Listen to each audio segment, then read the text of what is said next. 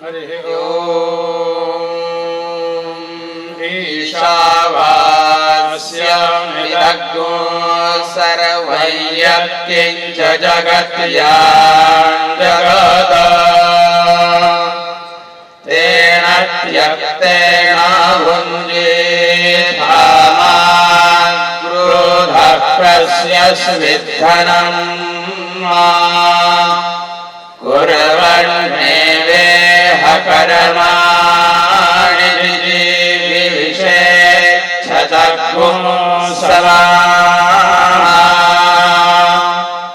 एवं त्वयिनान्यभेदोऽस्ति न कर्मा लिप्यते नरे असुरीयानामते लोके अन्धेन तमसा वृताः तागुस्ते प्रेत्याभिगच्छन्ति ये केचात्मनो जनाः अनेकदे कर्मणा शोचनीयो नैन देवा पूर्वमर्षत तद्धावतो ज्ञानत्येति तिष्ठत्तस्मिन् न भूमातरिष्वा दधाति तदेजति तन्ने जाति तद्दूरे तदवन्तिके तदन्तरस्य सर्वस्य तद् सर्वस्यास्य वायतः शान्तिरन्तरिक्षो शान्तिः पृथिवी शान्तिरापः शान्तिरोषधयः शान्तिः वनस्पतयः शान्तिः शान्तिरेव शान्तिः।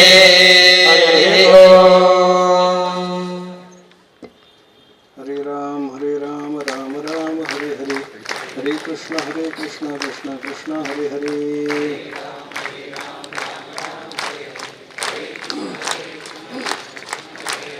हरे राम राम राम हरे हरे, हरे कृष्ण कृष्ण कृष्ण हरे हरे।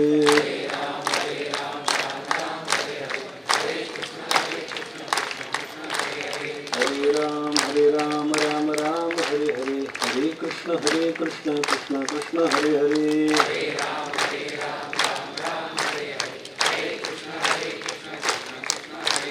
हरे राम राम हरे हरे, हरे कृष्ण कृष्ण हरे हरे।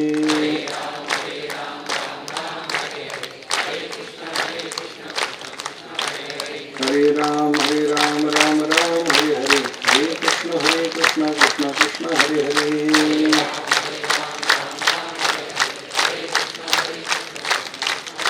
कुंडलिक वरदा हरि विठ्ठल, श्री ज्ञानदेव तुकाराम, सद्गुरु गुंडा महाराज की जय, सद्गुरु हरी महाराज की जय। क्षीर सिंधू परिसरी शक्तीच्या कर्ण कुहरी नेणो केशरी त्रिपुरारी सांगितले जे, ते क्षीर कल्लोळा आतो मकरू धरी गुप्तो होता तयाचा हातो पैठे झाले।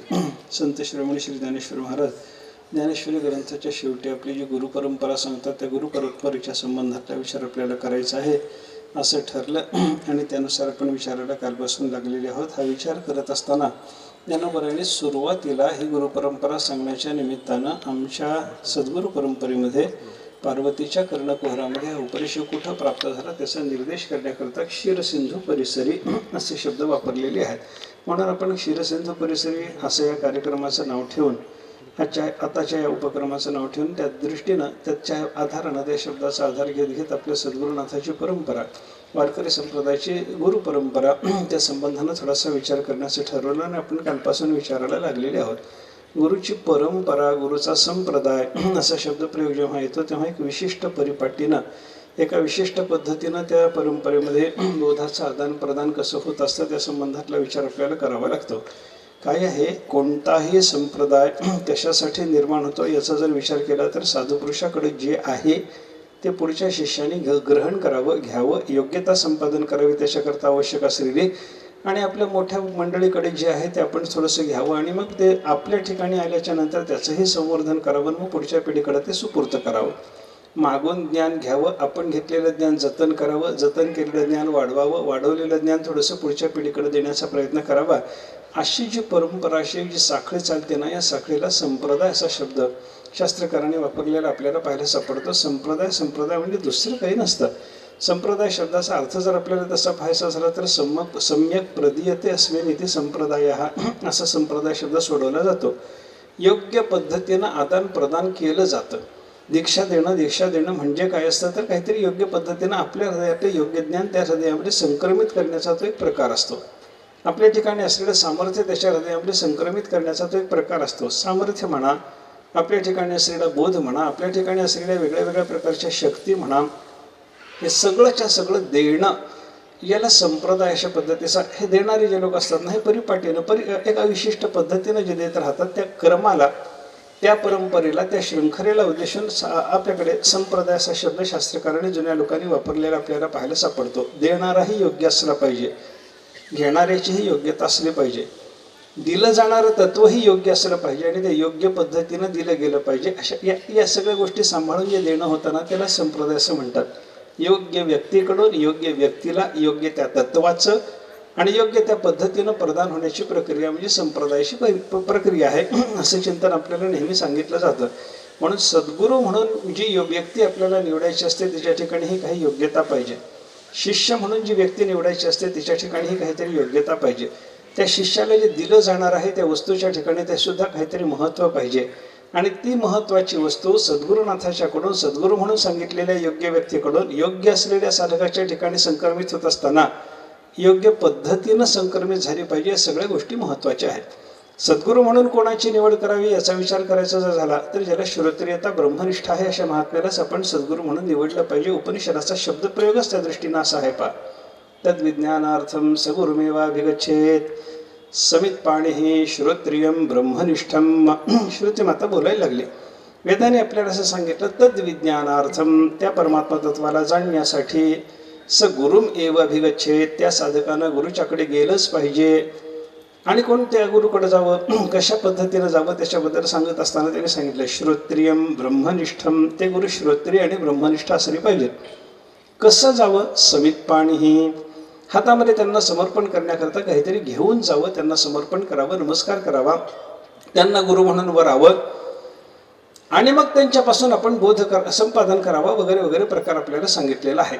हे सगळं कशाकरता करायचं याचा जर विचारला, कशाकरता हे करायचं, गुरुकडे कशाकरता जायचं, गुरुच्या पासून ज्ञान कशाकरता घ्यायचं, अध्यात्मशास्त्रातला विचार त्यांच्याकडून ऐकायचा कशाकरता, तो चिंतनात कशाकरता घ्यायचा, त्याचं मनन निधिध्यासन कशाकरता करायचं, ते ज्ञान आपल्या ठिकाणी मुरवायचं कशाकरता, असं जर कोणी विचारलं तर शास्त्रकार त्याच्याकरता फार सुंदर विचार करतात. एक सांख्यकारिका नावाचा ग्रंथ आपल्याकडे ईश्वर कृष्णांचा पाहायला सापडतो आणि त्या सांख्यकारिकावर टीका लिहिली वाचस्पती मिश्राने. सांख्यतत्व कौमुदी नावाचा त्यांचा ग्रंथ आहे. त्याच्या सुरुवातीला अध्यात्मशास्त्राची काय गरज आहे, संताची काय गरज आहे या संबंधाने विचार प्रस्तुत करत असताना त्याने फार छान विचार मांडलेला आपल्याला पाहायला सापडतो. या परंपरेनं अध्यात्मशास्त्राचं ज्ञान ग्रहण करण्याची गरज काय आहे या संबंधाने विचार करत असताना ही गरज कधी नव्हती असं व्यतिरिक्त विचार करायला त्यांनी सुरुवात केली, प्रारंभ केला. प्रारंभ कसा आहे, हे ज्ञान आवश्यक का आहे असं नाही, हे ज्ञान आवश्यक कधी नव्हतं. व्यतिरिक्त विचार मांडला म्हणजे मग ते कसं होतं, पक्क होतं बरं का. त्या दृष्टीने त्यांनी सांगितलं की बाबा जगाला अध्यात्मशास्त्राची गरज कधी नव्हती याचा विचार करा. कधी नव्हती अध्यात्मशास्त्राची गरज, ते म्हणतात दुःख नावाचा पदार्थ जगात जर राहिला नसता अध्यात्मशास्त्राची काहीच गरज नव्हती. दुःख नावाचा पदार्थ जगात राहिला नसता तर अध्यात्मशास्त्राची काहीच गरज नव्हती. हे म्हणणं कसं आहे, याच्यात आपण विचार करा ना, दुःख नावाचा पदार्थ आहे का नाही याचं चिंतन करा ना. जगामध्ये दुःख नावाचा पदार्थ नाही असं म्हणता का, जगात दुःख नावाचा पदार्थ आहे असं म्हणता का, जगच सगळं दुःखरूप आहे असं म्हणता, सांगा ना, विचार करा ना, चिंतन करा ना. अरे जग आणि परमात्मा या दोघांबद्दलची परस्पर विरुद्ध वर्णनं उपनिषदांनी सांगितलेली जर आपण पाहायला लागलो तर परमात्मा कसा आहे, सत्य चित्त आनंद रूप आहे आणि त्याच्या विरुद्ध असलेला हा संसाराचा प्रपंचाचा पसारा कसा? परमात्मा सत्य असेल, प्रपंचाचा पसारा असत्य आहे. परमात्मा चिद्रूप चैतन्य स्वरूप असेल तर प्रपंचाचा सगळा पसारा जड आहे. परमात्मा आनंदरूप असेल तर प्रपंचाच्या या पसाऱ्याचे चिंतन करत असताना हा सगळ्याच्या सगळा प्रपंचाचा पसारा दुःखाचा म्हणून सांगितला जातो. म्हणून असत्य, जड आणि दुःखरूप हा प्रपंचाचा पसारा आहे. मग संसारात दुःख आहे असं म्हणण्याच्या पेक्षा संसारच दुःखाचा असं शास्त्रकारांनी जर आपल्याला सांगितलं असेल तर संसारात दुःख नाही कसं? आणि विचार करा, आपल्याला सर्वांनाही दुःख अनुभवायला येतच आहे ना. प्रत्येकाच्या वाट्याला कोणतं आध्यात्मिक दुःख असेल, आध्यात्मिक नसेल आधिभौतिक असेल, आधिभौतिक नसेल आधिदैविक असेल, कुठलं ना कुठलं तरी दुःख आपल्या वाट्याला येतच आहे ना संसारामध्ये. आध्यात्मिक दुःख शरीर आणि मनाच्या संबंधानं काही पीडा प्राप्त झाली त्याला आध्यात्मिक दुःख म्हणतात. देही प्रगटे रोग व्याधी तेणे आहाळली तापे बुद्धी लोळे नपुरी दुःखावधी आध्यात्मिक त्रिशुद्धी तो ताप भूती उपद्रवधी झाला ताडीला अथवा निस्तेजीला तेणे चित्ते दाहो झाला आधी भौतिक बोलीला तो ताप दैवे अतिवृष्टी का अनावृष्टी राजके लुटिले झाला कष्टी आगीने जळतानावरे संकटी तो आधिदैव ताप बोली जे. तिळोबारांनी केलेले वर्णन आहे. ऐसे त्रिविध ताप सत्संगती विवेक श्रवणी विलया जाते म्हणून कीर्तनी बुद्धिमंती अवश्य श्रवणार्थी बैसावे निळा म्हणे होईल लाभ ब्रह्मानंदा निघती कुंभ प्रसन्न होऊन पद्मनाभ शीतळ करील सर्वार्थी. असा दिवाबारीचा संबंध अभंग आहे. पण 3 चरणामध्ये सुरुवातीला त्रिविध ताप म्हणून जगातल्या सगळ्या दुःखाचं वर्गीकरण जे 3 प्रकारात शास्त्रकारांनी केलं त्याचं स्वरूप निळोबारांनी सांगितलेलं आहे. आधी आध्यात्मिक ताप म्हणजे अध्यात्म म्हणजे शरीर, आणि या शरीराच्या संबंधानं रोगराई झाली, मनाला काही पीडा झाली तर त्या दुःखाला शास्त्रकारांनी आध्यात्मिक दुःख, आध्यात्मिक पीडा, आध्यात्मिक ताप अशा पद्धतीचं नाव ठेवलेलं. आध्यात्मिक ताप असतो लोकाला, जगाला आध्यात्मिक ताप आहे. अरे मोठ्या मोठ्या लोकांना, महात्म्याला सुद्धा आध्यात्मिक ताप झाला ना. शरीराच्या संबंधानं महापुरुषाला दुःख झाली नाहीत काय? जगद्गुरु तुकाराम महाराजांना ताप आला, एवढा ताप अंगात भरला की वारीला जाणं महाराजांना अशक्य झालं. आहे चरित्रामध्ये तुकाराम महाराजांच्या. तुकाराम महाराजांना सुद्धा ताप येऊ शकतो. जगद्गुरु शंकराचार्य, आद्य शंकराचार्य, मायावादाचे प्रणेते, मोठं योग सामर्थ्य असलेले, पण त्यांच्या बाबतीमध्ये असं सांगितलं जातं की शेवटच्या काळामध्ये आचार्यांना भगंदर नावाचा रोग झाला. आध्यात्मिक दुःख आहे. आध्यात्मिक दुःखाचा विचार जसा करता येतो तसा आधी भौतिक दुःखाचा विचार आहे की नाही. इतर भूतमात्रापासून, इतर जीवांच्या पासून काही पीडा प्राप्त झाली, भूती उपद्रव दिला, कोणी काहीतरी त्रास दिला, ताडीला कोणी मारहाण केली, निस्तेजीला कोणी अपमान केला, सगळे अधिभौतिक ताप आहेत. जीवाच्या पाठीमागे जगामध्ये अधिभौतिक ताप नाहीत का? कोणी आपल्याला मारहाण करीत नाही का? एखाद्या वेळेला विंचू सर्प चावत नाही का एखाद्याला? एखाद्याच्याकडून एखाद्याचा अपमान होत नाही का? हे सगळं होत राहतं. आणि अपमान झाला, कोणी मारहाण केली, कोणी चावलं, एखादा विषारी जीवाचा दंश झाला, या सगळ्या दुःखाचा विचार करत असताना शास्त्रकारांनी याला आधिभौतिक म्हणजे इतर भूतमात्रांच्या पासून प्राप्त होणाऱ्या पीडा असंच म्हटलंय. इतर भूतापासून पीडा प्राप्त होते. अपमानही कोणी करून जातो. संतांचा अपमान कितीतरी लोकांनी केलेला आपल्याला ऐकायला मिळतं. अरे ज्ञानेश्वर महाराजांच्याकडे एक माणूस धरून बसला होता, माझ्यावर कृपा करा, मला काहीतरी कळालं पाहिजे, मला बोध झाला पाहिजे म्हणून. ज्ञानोबाराने त्याला सांगितलं तू देहूला जा, सध्या तुकाराम महाराज राहतात तिथं, त्यांच्या दर्शनाला जा, त्यांची कृपा संपादन कर. कोण सांगतं? ज्ञानोबा आहे. कोणाला सांगतात? ज्ञानेश्वर महाराजांनी माझ्यावर कृपा करावी म्हणून ज्ञानेश्वर महाराजाच्या समोर 42 दिवस धरलं होतं. त्याला ज्ञानेश्वर महाराज सांगतात तिकडं जा, ते आहेत तिथं, आम्हाला सर्वांना ते प्रिय आहेत, आम्ही सर्वांनी त्यांना मोठा सन्मानाचं स्थान दिलेलं आहे, त्यांच्याकडे जा, त्यांची कृपा संपादन कर, तुला ज्ञान प्राप्त होईल. हे ज्ञानोबारायांनी सांगितल्यावर तो माणूस देहूला आला. तुकाराम महाराजाला त्यानं सांगितलं मला ज्ञानोबारायांनी तुमच्याकडे पाठवलेलं आहे.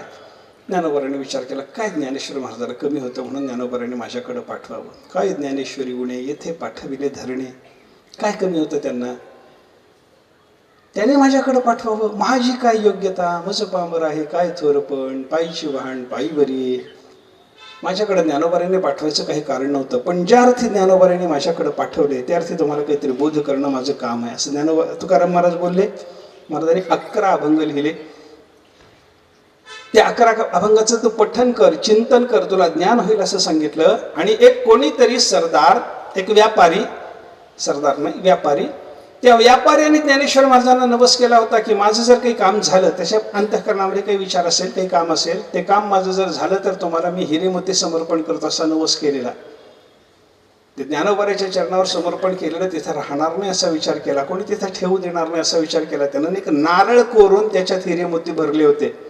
ते ज्ञानोबाच्या चरणाला समर्पण केल्यावर त्या व्यापाऱ्याला ज्ञानोबाने सांगितलं होतं देहूला जा, तुकाराम महाराजाला समर्पण कर. तो नारळ जवळ होता. ते 11 अभंग होते तयार झालेले 11 अभंग. या 11 अभंगाचं तू पारायण करशील तर तुला ज्ञान होईल असं तुकाराम महाराज सांगत होते. ज्ञानोबाच्या कृपेनं हे सिद्ध झालेले अभंग आहेत. तू घेऊन जा. आणि तो नारळ आणि तो अभंगाचा कागद त्याच्या ओटीत टाकल्यानंतर त्यानं सांगितलं असं कुठं असतं म्हणलं, असलं नुसतं कुठल्या अभंगाच्या वाचनानं कुठं ज्ञान होतं का माणसाला. अभंगाचा कागद टाकून दिला, नारळ टाकून दिला, निघून गेला. अपमान की नाही बोला. ज्ञानोबारायने पाठवल्याच्या नंतर सुद्धा या माणसाच्या अंतःकरणावर तुकाराम महाराजांच्या सन्मानाची भावना निर्माण झाली नाही. अपमान झाला की नाही बोला. कोणतं दुःख आहे? आधी भौतिक दुःख आहे ना. संत मानतात की मानत नाहीत हा भाग वेगळा आहे, पण जगामध्ये एवढ्या मोठ्या लोकांना सुद्धा या सगळ्या पीडा प्राप्त होत राहतात. एवढंच मला आपल्याला निदर्शनाला आणून द्यायचं आहे. शरीराचा ताप संतांना असतो, अंतःकरणाचा ताप संतांना असतो. ज्ञानेश्वर महाराजांना ज्यावेळेला भिक्षा वाढायचं लोकांनी नाकारलं, सगळे छिथू करायला लागले. ज्ञानेश्वर महाराजांना सुद्धा राग आल्याची कथा आहे की नाही. ताटीचे अभंग काय सांगतात आपल्याला. ज्ञानोबाला राग आला, रागारागाने ज्ञानोबारे घरी आले. लोकांनी किती आपला अपमान करावा असं वाटलं. ज्ञानेश्वर महाराजांनी दरवाजा लावून घेतला, ताटी लावून घेतली. ज्ञानेश्वर महाराज मध्ये शांत होण्याकरता रागाच्या अवस्थेमध्ये, राग अंतःकरणात धुमसत आहे अशा अवस्थेमध्ये ज्ञानोबारे बसलेले असताना बाहेरून मुक्ताबाईने त्यांना उपदेश केला. योगी पावन मनाचा, साही अपराध जनाचा, विश्वरागे झाले वन्नी, संती सुखे व्हावे पाणी.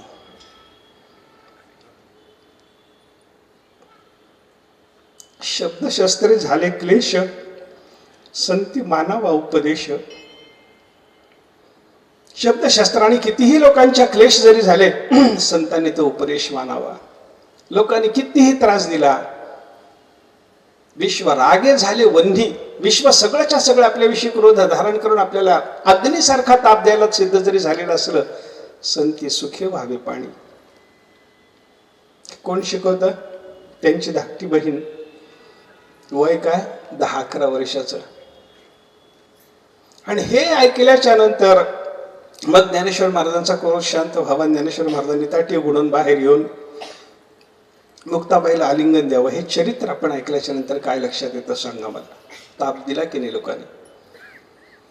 त्रास दिला. हा त्रास काय आहे? आधी भौतिक दुःख जगामध्ये आहे याचं निदर्शन आहे. आध्यात्मिक ताप जगात आहे, आधी भौतिक ताप जगात आहे, आधी दैविक ताप. दैवयुगानं सुद्धा पीडा होते ना. दैवे अतिवृष्टी का अनावृष्टी. एखाद्या वेळेला अतिवृष्टी होते, एखाद्या वेळेला वृष्टीच होत नाही, एखाद्या वेळेला राजाच लुटून नेतो, एखाद्या वेळेला चोरच लुटून नेतो. अशा अनेक पद्धतीनं दैवयोगानं झालेल्या पीडा सुद्धा मनुष्याच्या जीवनामध्ये पाहायला सापडतात. दैवयोगानं पीडा होतात. हरिश्चंद्राला जलोदर झाल्याचं वर्णन भागवतात येतं. कशाने झालं? वरुणाचा अपराध झाला. वरुणाने याला जलोदर नावाचा रोग निर्माण केला. देवानं केलेली पीडा असल्यामुळे आधी दैविक पीडा म्हणा तिला. असं होतं. याचा अर्थ काय झाला? जगात आध्यात्मिक, अधिभौतिक, अधिक दैविक दुःख आहे. दुःख बांधवडी आहे हा संसार. संसार दुःख मूळ चहूकडे इंगळ, सुख पाहता जवा पाडे, दुःख पर्वता एवढे. सगळी वर्णनं तुम्ही पहा संतांनी केलेली. या जगाच्या बद्दल. जगात दुःख नाही असं संत महात्मे बोलायला तयार नाही. जगात दुःख आहे, आहे, आहे. जग दुःखाचंच आहे. जग दुःखाचं आहे, संसार दुःखाचा आहे. आपण बायका मुलं वगैरे पसारायला जो आपल्या जवळच्या निकटवर्ती परिवाराला जे संसार शब्द लावतो ना, त्या संसारात सुद्धा दुःख आहेच आहे की नाही. नवऱ्याच्या संबंधानं दुःख असतं, भार्येच्या संबंधानं दुःख असतं, मुलाबाळाच्या संबंधानं दुःख असतं, परिवारातल्या लोकांच्या संबंधानं दुःख असतं.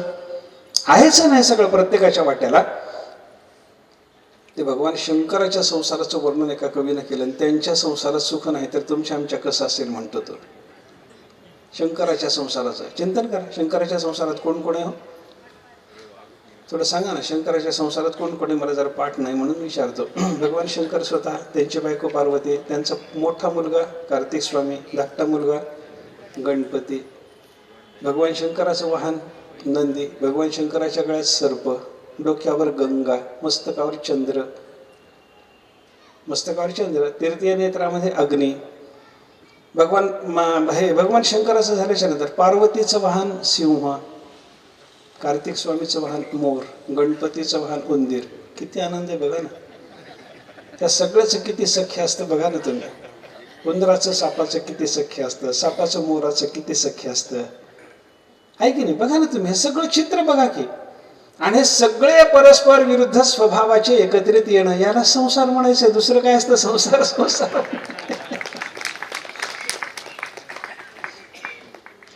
हे संसार, शंकराच्या संसाराचं चित्र रेखाटताना त्या कवीनं असं सांगितलं, अत्तुम वांछति वाहनम गणपतेः आखुं क्षुधार्थ फणी तंच क्रौंचपते शिखीच गिरिजा सिंहोपि नागाननम गौरी जह्नुसुताम असूयति कलानाथं कपालानलः निर्विण्णस्य पपौ कुटुंब कलहात ईशोपि हालाहलम.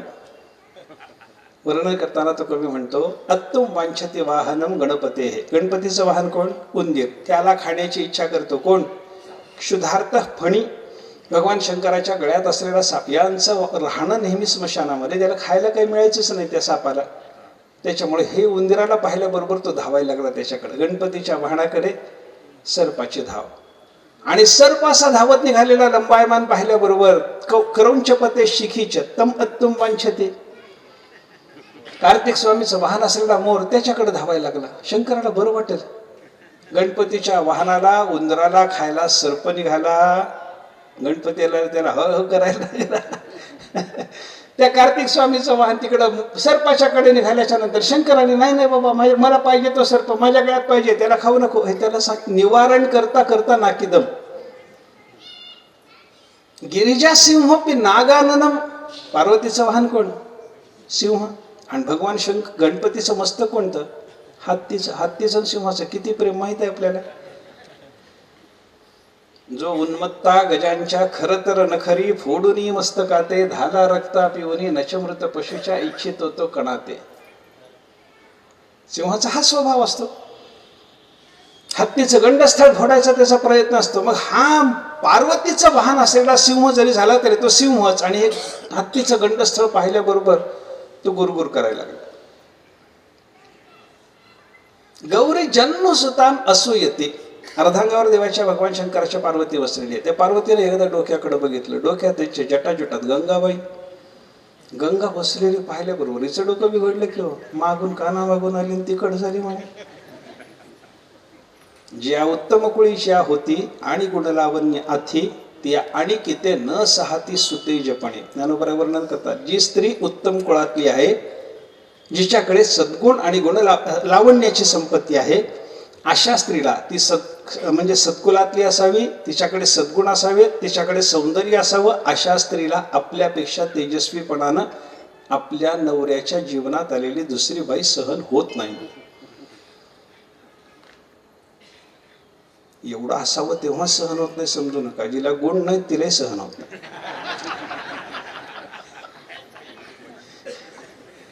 गुण असावेत, लावण्य असावं, मगच नवऱ्याच्या जीवनात आलेली दुसरी बाई सहन होत नाही असं नाही. गुण नसतानाही सहन होत नाही, लावण्य नसतानाही सहन होत नाही. सहन होत नाही एवढं मात्र खरं आहे. आणि होऊ नये हेही खरं आहे. त्या पार्वतीनं गंगेच्याकडे पाहिलं, माझ्या नवऱ्याच्या जीवनात ही नंतर आली, अशी कशी आली? आणि हिला एकदम देवाला ती बोलायला, देवा काय झालंय, काय ही कोण आहे? आणि हिला डोक्यावर घेता, माझ्या मागून आली आणि डोक्यावर बसते, काय चाललंय देवा? ती भांडायला लागली. कलानाथं कपाला नलः असूयती. कलानाथ चंद्र आणि देवाच्या तृतीय नेत्रामध्ये अग्नी आणि चंद्र स्वभाव भिन्न, दोघं एकमेकाचा मत्सर करायला लागले. हे सगळं कुटुंबातलं परस्पर विरोधाचं चित्र पाहिल्याच्या नंतर भगवान शंकराने विचार केला, असल्या संसारात जगण्यात काही मजा नाही, म्हणून त्याने विषय घेतलं म्हणे. बरोबर आहे काय? हे बरोबर नाही. कवीने कल्पना केली ती अशी केली, विषय जे घेतलंय ते सगळ्या जगताच्या रक्षणाकरता. कारण जेव्हा क्षीरसागराचं मंथन झालं त्याच्यातून पहिल्यांदा हालाहल विषय निघालं, तेव्हा सगळे देव भगवान शंकराकडे गेले आणि म्हणायला लागले, या विषयापासून आमचं रक्षण करा. तेव्हा सतीला समजावून सांगताना भगवान बोलले होते, आसाम प्राणपरीप्सूनाम विधेयम अभयम हिमे एतावान हि प्रभो अर्थः यद्दीन परिपालनम.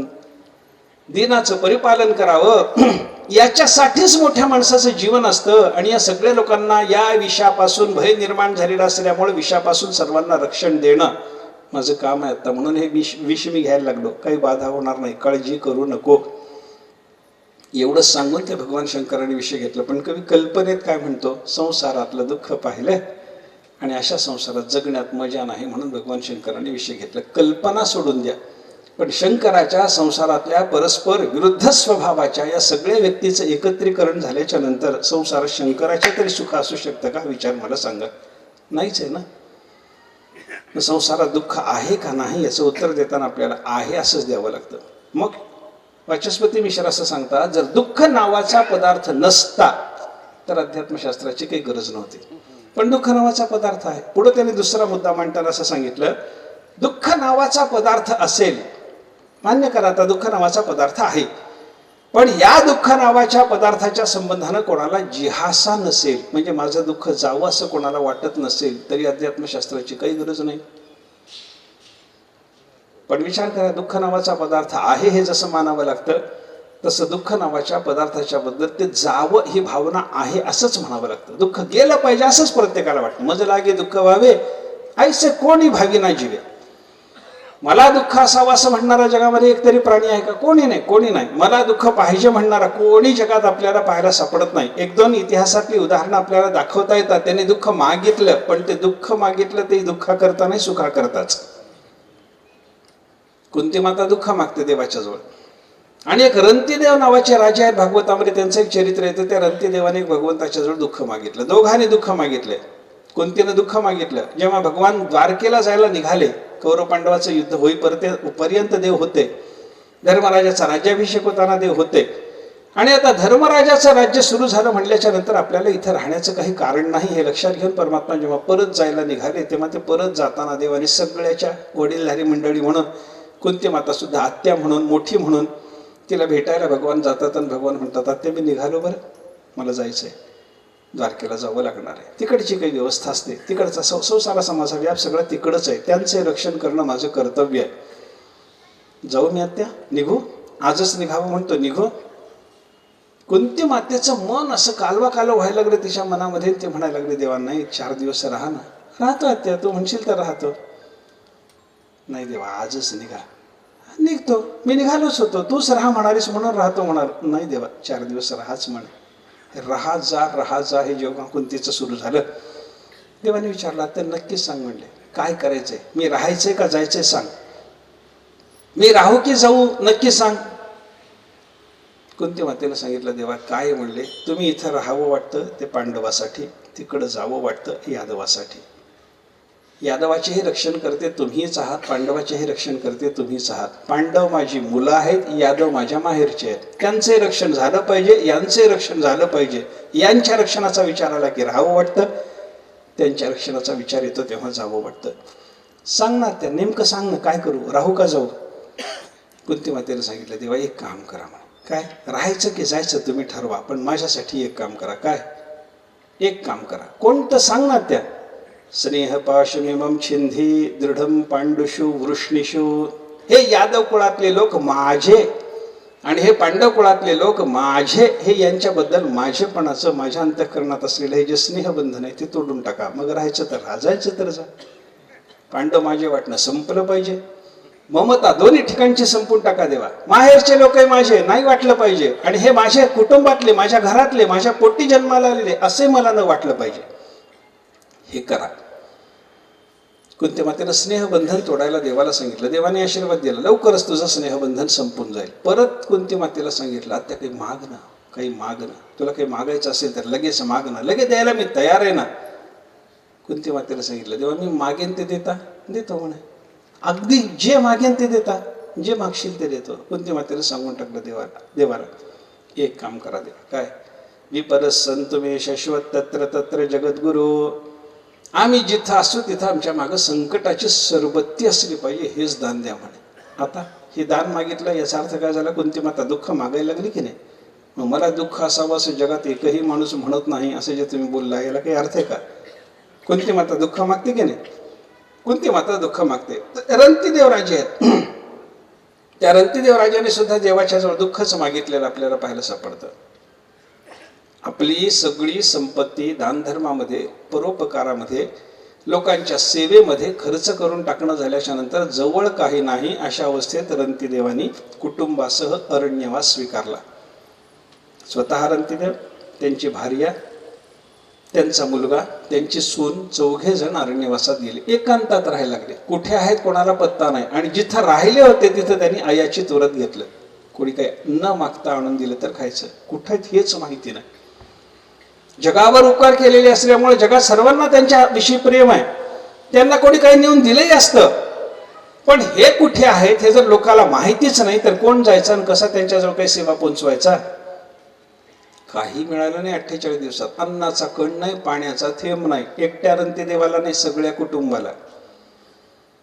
आणि 48 दिवसाच्या नंतर एका कोणातरी गरीब माणसाला हे इथं राहतात असं कळाल्याच्या नंतर या महात्म्याची सेवा आपल्याला घडावी, हा जगावर उपकार करणारा महात्मा 48 दिवसापासून या ठिकाणी उपाशी बसलाय, हे ऐकून एका माणसाने 1-2 पुऱ्या तळलेले पदार्थ असं भागवतात वर्णन, टीकाकारणी काही ठिकाणी, त्या 2 पुऱ्या आणि 1 तांब्याभर पाणी त्यांना द्यायला नेलं. आलं. रंतीदेवाने देवाला धन्यवाद दिले. देवा वा वा वा, आमची पोटाची चिंता तुम्हालाच आहे म्हणे देवा. कधी 48 दिवसानंतर मिळतं तेव्हा रंतीदेव म्हणतात देवाला केवढी काळजी आहे. इथं असताना मला अन्न पोंचवतो, इथं असताना मला पाणी पोंचवतो. ते घेतलं. त्या माणसाला नमस्कार केला. बरं झालं बाबा आणून दिलं म्हणाले. आणलेल्या त्या 2 पुऱ्या, अर्धी पुरी, 4 जण आहेत, अर्धी पुरी घेतली. एक पत्राळे, 1 पान घेतलं होतं झाडाचं, त्याच्यावरती अर्धी पुरी ठेवलेली आहे. आलेलं तांब्याभर पाणी 4 जण वाटून घ्यायचे म्हणून ते एक द्रोण केलं आणि त्याच्यात ते पाणी घेऊन बसलेले येतात. तर ते पुरी खायची अर्धी 1 द्रोणाभर पाणी प्यायचे. एवढ्यात परमात्म्याने वेगळ्या 3 रूपांनी येऊन त्यांच्याजवळचं सगळं अन्न पाणी मागून घेतलं. सगळं संपलं. 48 दिवसानंतर जे मिळालं होतं त्याच्यातला कण अन्नाचा किंवा पाण्याचा थेंब यांच्या घशाखाली गेला नाही. आणि हे सगळं संपल्याच्या नंतर रंतीदेव भगवंताला धन्यवाद द्यायला लागले. देवा केवढी कृपा, केवढी कृपा. 48 दिवसात या रंतीदेवाकडे काहीच नव्हतं, तर मागायला कोणालाही पाठवलं नाही.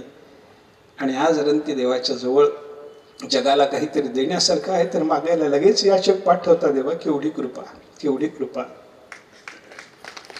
नसताना पाठवलं नाही ही कृपा, आणि आज आहे तर लगेच माझ्याकडे पाठवता, मला दानधर्म घडवता. केवढी कृपा आहे देवा. भावना कशी येते सांगा ना.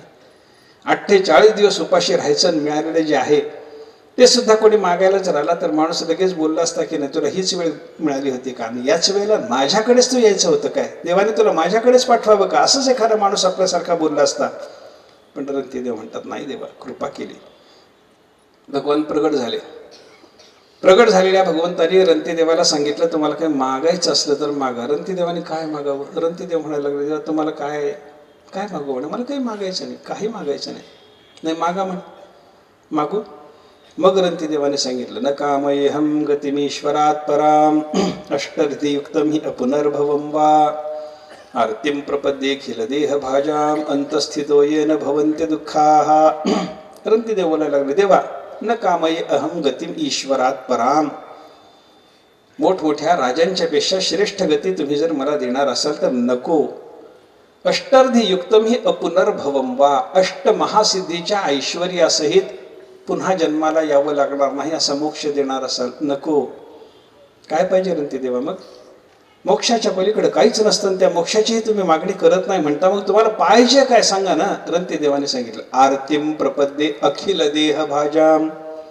जगात सगळ्या असणाऱ्या माणसांच्या वाट्याला आलेले, जगातल्या सगळ्या जीवाच्या वाट्याला आलेले जे दुःख आहे सगळं एकट्या रंतीदेवाकडे पाठवा म्हणे. रंतीदेवाने दुःखाची मागणी केली. दिसतं ना आपल्याला. मग एकही माणूस दुःख इच्छित नाही असं जे म्हणाला होता सुरुवातीला नाथांच्या वचनाच्या आधारानं, त्याला काय अर्थ.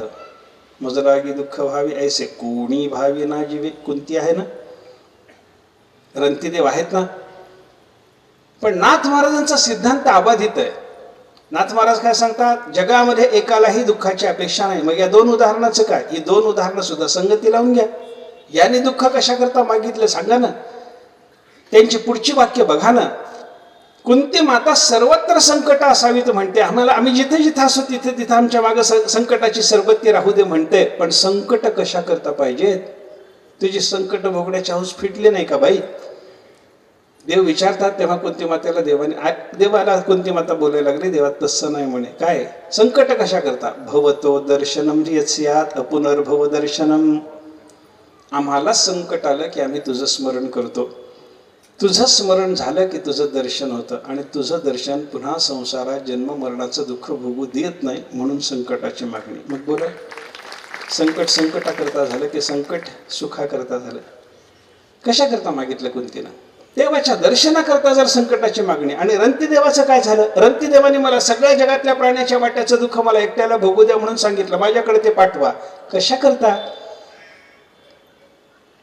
अंतस्थितो येन भवंती अदुःखाः. सगळे जगातले जीव दुःख रहित झाले पाहिजेत याच्याकरता सगळ्याचं दुःख मी भोगतो. कारण साधूची वृत्ती कशी असते? जगाच्या सुखात सुख आणि जगाच्या दुःखात दुःख साधू पाहत असतो. संताच्या वृत्तीच आपल्याला दुःख व्हावं तेव्हा आपल्याला दुःख आहे, आपल्याला सुख व्हावं तेव्हा आपल्याला सुख आहे, ही संताची भावना नाही. जगाच्या सुख दुःखात आपलं सुख दुःख पाहणारे संत महात्मे असतात. जगाला दुःख झालं, संताला दुःख. असं कसं होईल? ज्ञानोबांनी दृष्टांताने सांगितलं. ते पायी काटा नेहटे ते व्यथा जीवी उमटे, तैसा पोळे संकटे पुढीला चेनी. ज्ञानेश्वर महाराज सांगतात, काटा कुठं रुततो? पायाला. पाणी कुठं येतं? डोळ्याला. मग एकाला काटा मोडावा आणि दुसऱ्याला पाणी यावं, व्यथा जीवाला व्हावी. देहाला काटा मोडावा आणि व्यथा जीवाला व्हावी, हे झालंच ना? तशा पद्धतीनं देहाच्या पायाच्या ठिकाणी आपण आहोत, जगातले सगळे लोक, आणि जीवाच्या स्थानी डोळ्याच्या स्थानी संत महात्मे. काटा मोडला, डोळ्याला पाणी येतं. आपल्याला त्रास झाला, संताला दुःख होतं. आपल्याला सुख झाल्यावर संताला सुख होतं. याला उदाहरण ज्ञानोबांनी त्यालाही उदाहरण सांगितलं. एखाद्या वेळेला उन्हाळ्याच्या दिवसामध्ये वगैरे आपण फिरून आलो बाहेरून, ऊन लागलं, रात्री डोळ्याची जळजळ होते, आग व्हायला लागते डोळ्याची. मग डोळ्याची आग झाल्याच्या नंतर तूप चोळायचा प्रकार जो असतो तो डोळ्याला असतो की पायाला असतो? सांगा मला. पाऊशी तळताला हे ते डोळ्याची लागी होये, तैसा परसुखे जाये सुखावत जो. पायाला तूप चोळायचं ते डोळ्याला बरं वाटावं म्हणून. मग पायाला तूप चोळलं की डोळ्याला जशी शीतलता येते, तसं जगाला सुख झालं की त्याच्यामध्ये संत महात्मा स्वतः सुख मानत असतो. जगाच्या दुःखात दुःख आणि जगाच्या सुखात सुख, अशा भावनेत साधू पुरुष असल्यामुळे रंतीदेवानं सांगितलं, सगळं जग दुःख भोगत असेल तर मला दुःख वाटणार आहे. त्याच्याकरता सगळ्या जगाचं दुःख मी भोगतो, सगळे सुखी मी सुखी. म्हणजे रंतीदेवाने सुद्धा दुःख मागितलं ते कशा करता सांगा? सुखा करता. कुंती माता दुःख मागते सुखा करताच, आणि रंतीदेवही दुःख मागतात ते हे सुखा करता. याचा अर्थ काय झाला? दुःखाची सर्वांना जिहास आहे, दुःख गेलं पाहिजे, सर्वांना वाटतं, हे मान्यच करावं लागतं. म्हणून अध्यात्मशास्त्राची गरज पडते. आपल्याला जगात दुःख नसतं तरी अध्यात्मशास्त्राची गरज नव्हती, पण दुःख आहे. दुःख असून त्याचं जावं वाटलं नसतं तरी अध्यात्मशास्त्राची गरज नव्हती, पण दुःख जावं वाटतं. पुढचा मुद्दा त्यांचा असा आहे, दुःख आहे, दुःख जावं वाटतं, पण ते दुःख जाणं शक्यच नसेल, अशक्य समुच्छेद असेल, त्या दुःखाचा नाश होणे शक्यच नाही, अशी स्थिती असते तरी अध्यात्मशास्त्राची काही गरज नव्हती. दुःख आहे, दुःख जावं वाटतं, पण दुःख जातच नाही अशी स्थिती असती तरी अध्यात्मशास्त्राची गरज नव्हती. पण दुःख जातच नाही असं आहे का? दुःख जातं ना. दुःख का जातं? आगंतुक आहे म्हणून जातं. जे स्वरूपातलं असतं ते कायम राहतं, जे आगंतुक असतं ते जातच असतं. जे आगंतुक आहे ते जाणारच आहे, स्वरूपातलं आहे ते कायम राहतं. उदाहरणं वेदांत शास्त्रामध्ये समजावून देण्याकरता हा विषय बरीच उदाहरणं दिलेली पाहायला सापडतात. जे आगंतुक असतं ते कधीतरी जातं, आणि जे स्वरूपातलं असतं ते कायम राहतं. जे आगंतुक असतं ते जावं वाटतं, आणि जे स्वरूपातलं असतं ते कायम राहावं वाटतं, असंही आहे. आणि ते जातही असतं. आगंतुक असतं ते जावं वाटतं हेही खरंय, आणि आगंतुक असलेलं जात असतं हेही खरंय. मी उदाहरण सांगतो नेहमी त्याच्याकरता. आपल्या कुटुंबामध्ये आपला एक मुलगा आहे. समजा तो आपल्या मनासारखा वागत नाही, आपल्या कुटुंबातला आहे, आपल्या घरातला आहे, मुलगा आहे, मनासारखा वागत नाही. आणि एक पाहुणा आला, तो पाहुणा अगदी आपल्या मनानुसार वागणार आहे, खरंय. पण या दोघांपैकी कायम घरी राहावं असं कोणाबद्दल वाटतं आणि कधीतरी जावं असं कोणाबद्दल वाटतं? सांगा मला. कायम घरी कोणी राहावं? वाईट वागणाऱ्या मुलांनी. आणि कधीतरी जावं कोणी? चांगलं वागणाऱ्या पाहुण्याने. आमच्या गुरुजीचा त्याच्या पुढचा शब्द होता, कंसात सांगतो म्हणायचे गुरुजी, तो पाहुणा महाराज असला तरी.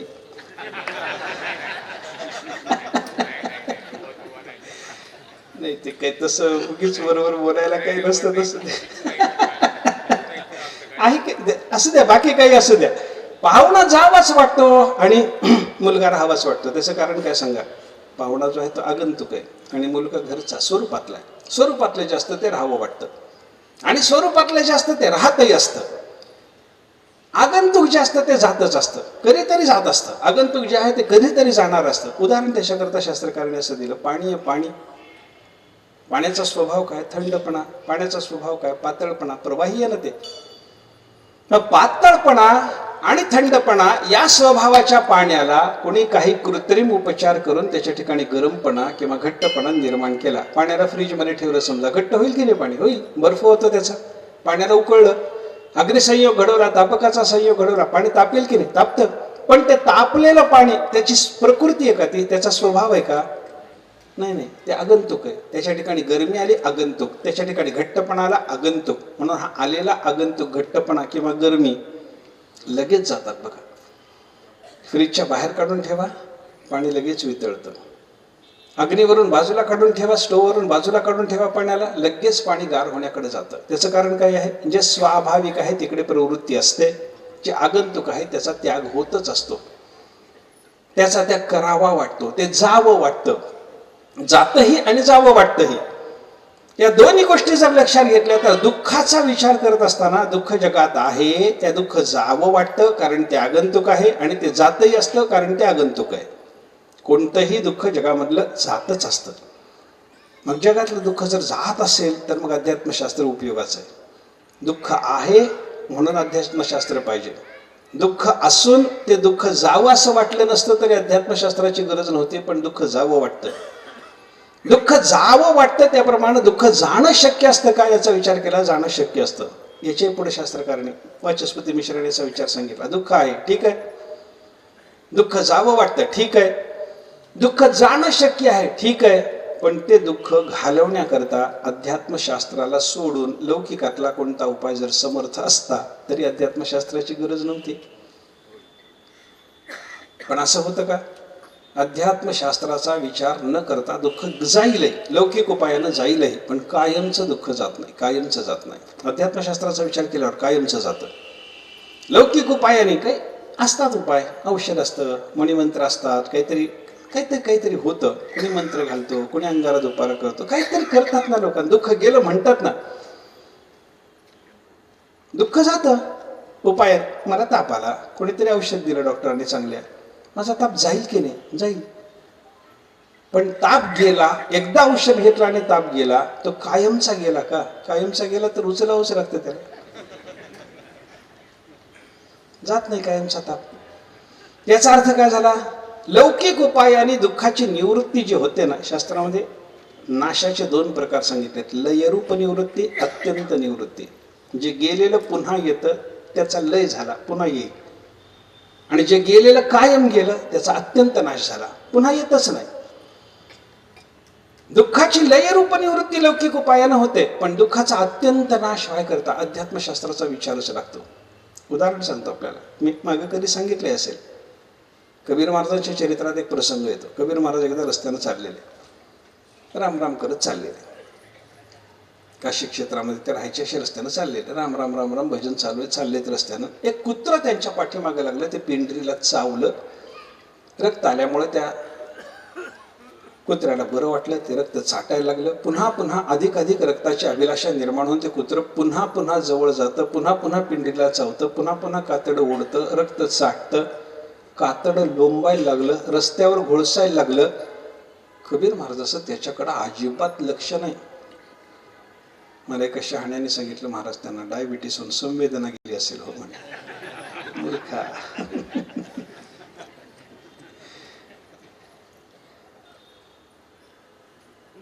कुत्र चावतच आहे. हे चाललेतच पुढं. पुढं गेल्याच्या नंतर एक त्यांचा भक्त भेटला आणि त्या भक्ताने नमस्कार केला महाराजांना. महाराज काय चाललात म्हणे रस्त्याला? हो चाललो, इकडं काम होतं, निघालो. ते बाहेर मागं बघा ना थोडंसं, ते कुत्रं तुम्हाला चावायला लागलंय.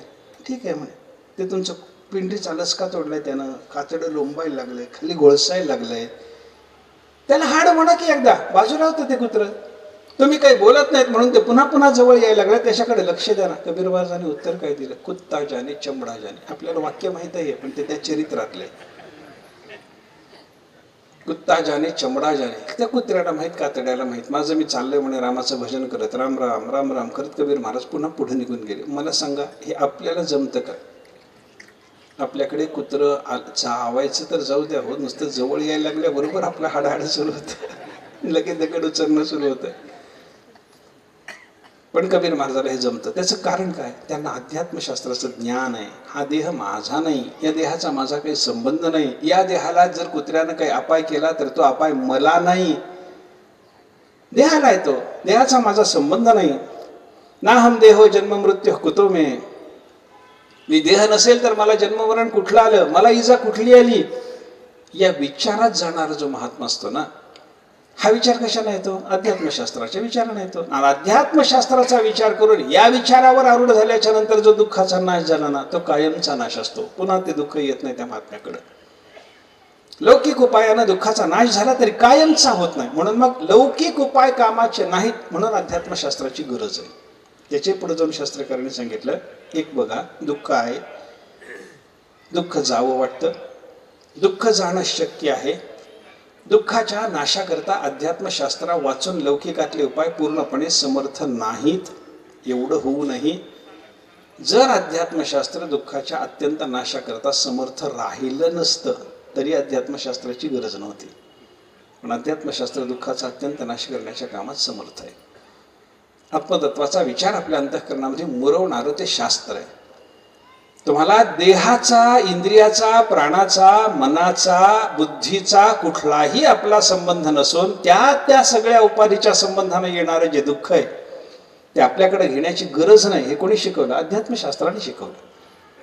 देह म्हणजे मी नाही, इंद्रिय म्हणजे मी नाही, प्राण म्हणजे मी नाही, मन म्हणजे मी नाही, बुद्धी म्हणजे मी नाही, हे जेव्हा कळतं तेव्हा देहाच्या संबंधाने येणारं जन्म मरणाचं दुःख, इंद्रियाच्या संबंधानं येणारं आंधळा बहिरा म्हणून घेण्याचं दुःख, प्राणाच्या संबंधानं येणारं क्षुधा तृषेचं तहान भुकेचं दुःख, मनाच्या संबंधानं येणाऱ्या बाकीच्या सगळ्या संवेदनाचं दुःख, बुद्धीच्या संबंधानं येणारं निश्चयाचं दुःख, काही काही आपल्या पदरात पडत नाही. बुद्धी मी नाहीच आहे ना, निश्चयाचं दुःखच नाही.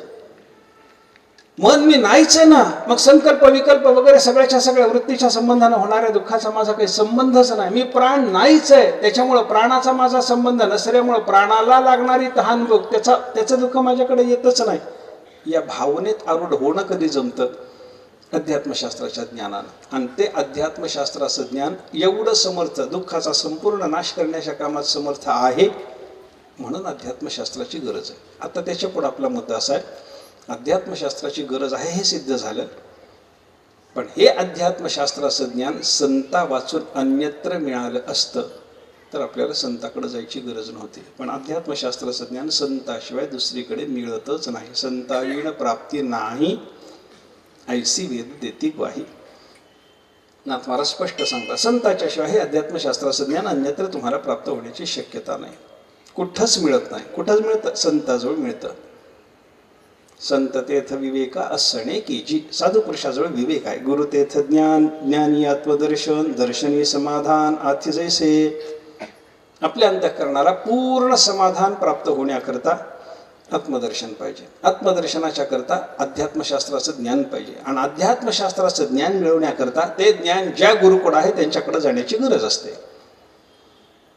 मी कशाकरता बोललो? हे गुरुशिष्य परंपरा जी निर्माण होते, ज्ञानोबारांची गुरु परंपरा जी ज्ञानेश्वर महाराज आपल्याला सांगायला लागलेत ना, या परंपरेच्या संबंधाने. परंपरा कशा करता लागते? अध्यात्मशास्त्राचं ज्ञान घेण्याकरता लागते. ते ज्ञान गुरुकडे असतं म्हणून त्यांच्याकडे जावं लागतं आणि त्यांच्यापासून ते ज्ञान प्राप्त करून घेण्याचा माणसाने प्रयत्न केला पाहिजे. बरं, ज्ञानाच्या प्राप्तीकरता एवढा एकच उपाय आहे का गुरुकडे जाणं? असं कोणी जर विचारलं तर त्यालाही उत्तर आहे. उपनिषदाची काही प्रमाणं देऊन लोकांनी सांगण्याचा प्रयत्न केला की गुरुकडे जाण्या वाचूनही इतर उपायाने हे ज्ञान मिळतं. कशी कशी? तमेतम वेदानुवचनेन ब्राह्मणा विविदिशन्ति यज्ञेन दानेन तपसा अनाशकेन. ब्रह्मचर्येण तमेतं विविदिशन्ति, ब्राह्मणाः तम एतं विविदिशन्ति. ब्राह्मण शब्द तिथला जातीवाचक नाही, शुद्ध अधिकारी, सात्विक अशा पद्धतीचा अधिकारी, त्याला उद्देशून तो शब्द आहे. शुद्ध सात्विक अधिकाऱ्यानं काय करावं? शुद्ध सात्विक अधिकारी काय करतो?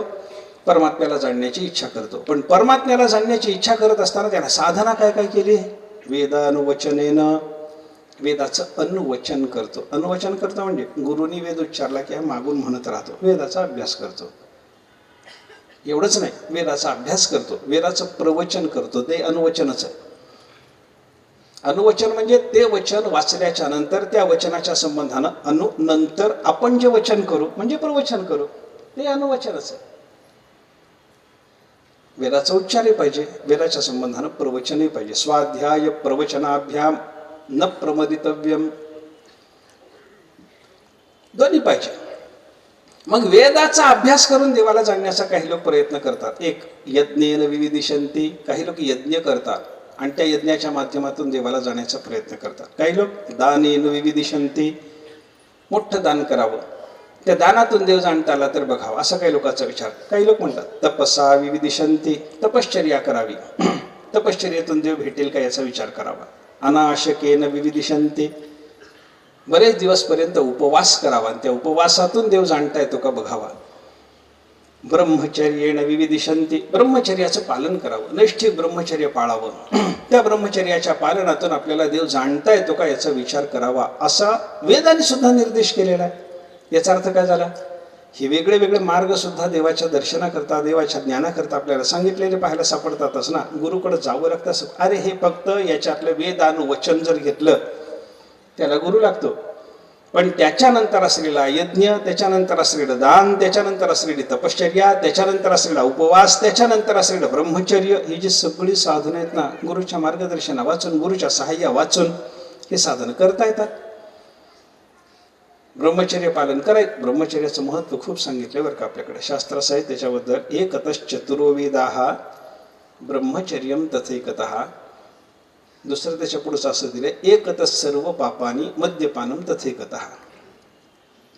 एका दारूच्या पारड्यामध्ये मद्यपानाचं पाप घालावं आणि जगातली सगळी पापं एका पारड्यामध्ये घालावी. दारू प्राशनाचं जे पाप आहे ते सगळ्या जगातल्या पापापेक्षा मद्यपानाचं पारडं जड आहे म्हणे. एकतच चतुर्वेदः ब्रह्मचर्यम तथैकतः. एका बाजूला, एका तराजूच्या एका पारड्यामध्ये चारही वेदातून सांगितलेल्या सत्कर्मानुष्ठानाचं पुण्य घालावं आणि एका पारड्यामध्ये नैष्ठिक ब्रह्मचर्य परिपालनाचं पुण्य घालावं. ब्रह्मचर्याचं पारडं जडच राहतं म्हणे. हा ब्रह्मचर्य आहे. हे ब्रह्मचर्य पाळावं, त्याच्यातून देवाला जाणण्याचा प्रयत्न करावा, असा काही लोकांचा प्रयत्न असतो. नाही असं नाही. कोणी उपवास करतात, कितीतरी लोक उपवास करणारे आपल्याला पाहिलं. ध्रुवाचं चरित्र पहा किंवा ध्रुवाने देवाचं दर्शन मिळवण्याकरता ध्रुव जेव्हा मधुवनात गेला, तपश्चर्या सुरू झाली. पहिला महिना ध्रुवाचा असा होता, त्रिरात्रांते कपित्थ बदराशनः. 3 दिवसाच्या नंतर ध्रुवाने हार घ्यायचा ठरवला. काय काय घेतलं होतं? जे भेटेल ते फळ, आणि त्या जंगलात 2च फळं होती, बोर आणि कवठ. कवठ मिळालं तर थोडं बरं तरी आहे, आणि बोर मिळालं तर काय मिळायचं? काय खायला मिळायचं? आणि बोर म्हणजे ते आजच्यासारखं ते सफरचंदासारखं बोर जे असतं मोठं ते नाही, देशी बोर, शेंबड बोर म्हणतात की नाही ते. मिळालेलं एक बोर तर एकच बोर, आणि एक कवट तर एकच कवट. जे पहिल्यांदा मिळालं ते सेवन करून राहायचं. 3 दिवस परत आहार नाही. पहिला महिना असा घालवला. दुसऱ्या महिन्यात ध्रुवाने विचार केला, देव भेटत नाही ना, तपश्चर्याचं स्वरूप अजून कठोर करा. काय करा आता 6 दिवसानंतर आहार घ्या. कोणता घ्या? हे झाडाची गळून पडलेली फळं सुद्धा नाही, गळून पडलेली पानं खा. 4 पानं खावी 6 दिवसानंतर एकदा. देव भेटला नाही. परत अजून तपश्चर्या कठोर करतो म्हणे. ध्रुवाने काय ठरवलं? 3रा महिना लागला. ध्रुव म्हणायला लागला, आता 6 दिवसानंतर नाही, 9 दिवसानंतर. आता फळं नाही, आता पानं नाही, आता पाणी प्यायचं म्हणे. 1 घोट पाणी. 9 दिवसानंतर 1 घोट पाणी. 4थ्या महिन्याला सुरुवात झाली. दर्शन देवाचं होत नाही, हे ध्रुवाच्या लक्षात आलं. ध्रुवाने ठरवलं अजून कठोर तप करावं लागेल. काय करायचं आता 12 दिवसानंतर. आता काय? फळ नाही, पान नाही, घोडभर पाणी होतं तेही नाही. 12 दिवसांनी एकदा श्वास घ्यायचा, म्हणजे एकदा श्वास 12 दिवसानंतर. किती श्वास झाले असतील? 2.5 श्वास होतात बघा. एवढंच श्वासच घ्यायचा फक्त. 12 दिवसानंतर एकदा श्वास घ्यायचा असं ठरवून ध्रुवानी तप केलं. 5वा महिना लागला आणि ध्रुवानी ठरवून टाकलं आता श्वासही घेणे बंद म्हणे. श्वासाचा वायूचाही आहार घ्यायचा नाही. आता श्वास घेतला तो कोंडला, तो देवाचं दर्शन झाल्याशिवाय श्वास सोडायचा नाही असं ठरवून ध्रुव जेव्हा तपश्चर्येला लागला मग देवाचं दर्शन झालं. मला ते बाकी चरित्र ध्रुवाचं सांगायचं नाही, फक्त अनाशक्य न अन्न न सेवन करता उपवास करून देव जाणण्याचा, देवाचं दर्शन प्राप्त करून घेण्याचा जो प्रयत्न असतो ना, ते ध्रुवाचं कसं झालं बघा. कित्येक लोक अनाशक, काही ब्रह्मचर्य पाळून देवाचं दर्शन मिळवू इच्छितात. काही लोकांना उपवासाने देवाचं दर्शन मिळवण्याची इच्छा असते, तशी साधना करतात. काही लोकांचं असं असतं तपश्चर्या करतात, कठोर तप करतात. कठोर तप करून देवाचं दर्शन आणि दीर्घकाल तप करीतच राहतात. एक महात्म्याची कथा आहे. एक महात्मा एका झाडाखाली, असा चिंचेचं झाड होतं, त्या झाडाखाली बसलेला. त्याची तपश्चर्या चालू असताना अनेक महात्मे त्याच्या जवळून जाताना त्याला दर्शन देऊन जायचे. हाही दर्शन घ्यायचा, आनंद वाटायचा. एका दिवशी नारद चालले होते. या नारदाला हाक मारली. नारद म्हटले, मी येणारच आहे तुझ्याजवळ तुला दर्शन द्यायला. तुझं दर्शन घ्यायला येणार आहे म्हणाले नारद. एवढी तपस्या करतोस तू, आम्हाला आनंद आहे म्हणे. नारद जवळ गेले, यांना नमस्कार केला. नारदाने त्याला नमस्कार केला. इकडचं तिकडचं बोलणं झालं. यांना विचारलं नारदांना, कुठं निघालात? नारद म्हणले, वैकुंठात. कशा करता? देवाच्या दर्शनाला. जाऊन येणार आहात का? येणार आहे. परत येताना याच मार्गे येणार आहात का? याच मार्गे येतो. कशा करता विचारतोस म्हणे. त्याने सांगितलं, माझा एक निरोप होता देवाला, विचारून येता का माझा एक प्रश्न? विचारतो म्हणे. चाललोच वैकुंठाला, जाताना इकडूनच जाणार आहे, तुला सांगूनच जातो निरोप काय आहे तो. आनंद म्हणे.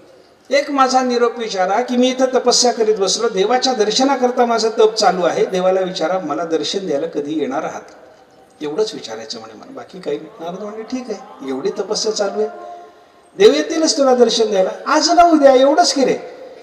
कधी येणार आहेत विचारायला जर सांगत असेल तर मी विचारून येतो. हा, नारद गेले, वैकुंठात गेले, भगवंताला भेटले, दर्शन झालं, इकडचं तिकडचं बोलणं झालं. देवाला नारदाने सांगितलं, देवा एक काम, दुसरं एक काम होतं. काय? येताना एक रस्त्यात साधू भेटला हो. बर, तर ते एक गावाचं वगैरे नाव सांगितलं आणि तिथं तो चिंचेच्या झाडाखाली बसलेला साधू आहे. होय, माहिती आहे म्हणले देव, तपस्या चालू आहे देवा त्याची. हो, तुमच्या दर्शनाकरताच त्याचं तप चालू आहे. होय, त्यानं मला विचारायला सांगितलंय की त्याच्याकडे दर्शन द्यायला तुम्ही कधी येणार आहात, कधी जाणार आहात देवा सांगता? देवाने सांगितलं, सांगतो. सांगा ना देवा. देव म्हटले, नारदा थोडं अवघड आहे म्हणे, पण त्याला सांगा म्हणे माझा निरोप. काय? तुझ्या झाडाखाली बसलाय की नाही, ते जे चिंचेचं झाड आहे, त्या झाडाला जेवढी पानं आहेत तेवढे जन्म त्याची तपस्या झाल्यावर त्याला दर्शन द्यायला येणार आहे. बरं, हे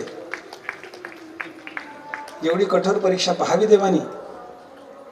त्याला निरोप. नारद म्हणले, देवा हे काय बोलता म्हणे, ते लवकर दर्शन देऊन मोकळं करा ना. एवढा दीर्घकाल त्याला तुम्ही लावणार जर असाल, हा जर निरोप मी त्याला सांगितला, माझ्या समोर बिचाराचा हात फेल होईल, मला विनाकारण ताप कशा करता? देवाने सांगितलं नाही, तुम्ही त्याला सांगून तरी बघा, त्याला त्रास होतो का आनंद होतो, तिथं गेल्यावर ठरवा, बघून ठरवा. नारद म्हणले, ठीक आहे. परत निघाले नारद, परत निघाले. तिथून चालले होते. नारदाला काही त्याला भेटायची छाती होईना म्हणून दुरून चालले होते. यानंच नारदाला बघितलं, इकडे या नारदा, असे का जाता, मला चुकवता काय? नारद जवळ गेले. नारदाला त्याला विचारलं, जाऊन आला तुम्ही कोणत्याला? जाऊन आलो. देव भेटले. बोलणं झालं. माझं काही विचारलं पण विचारले पण म्हणजे काय देवाने उत्तर दिलं नाही? दिले म्हणे, पण अरे काय पण ते वगैरे काय नंतर बघू म्हणे, पण देवाने काय उत्तर दिलं मला कळालं तरी पाहिजे. काय म्हणाले देव? मला दर्शन द्यायला येणार नाहीत म्हणाले का? येणार आहेत म्हणे. कधी येणार आहेत? हाच तर प्रश्न होता.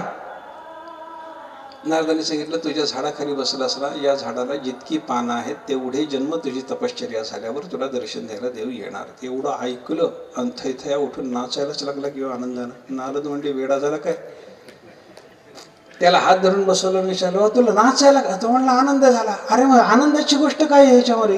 एवढी पानं संपावीत, एवढ्या पानं एवढे जन्म संपावेत, तेवढे जन्म झाल्याच्या नंतर देव तुझ्याकडे दर्शन द्यायला येणार, आणि एवढे दिवस तपस्या करीत राहायचं, एवढे जन्म तुला मान्य आहे? तो म्हणला, याच्यात किती आनंद आहे. म्हणला, काय?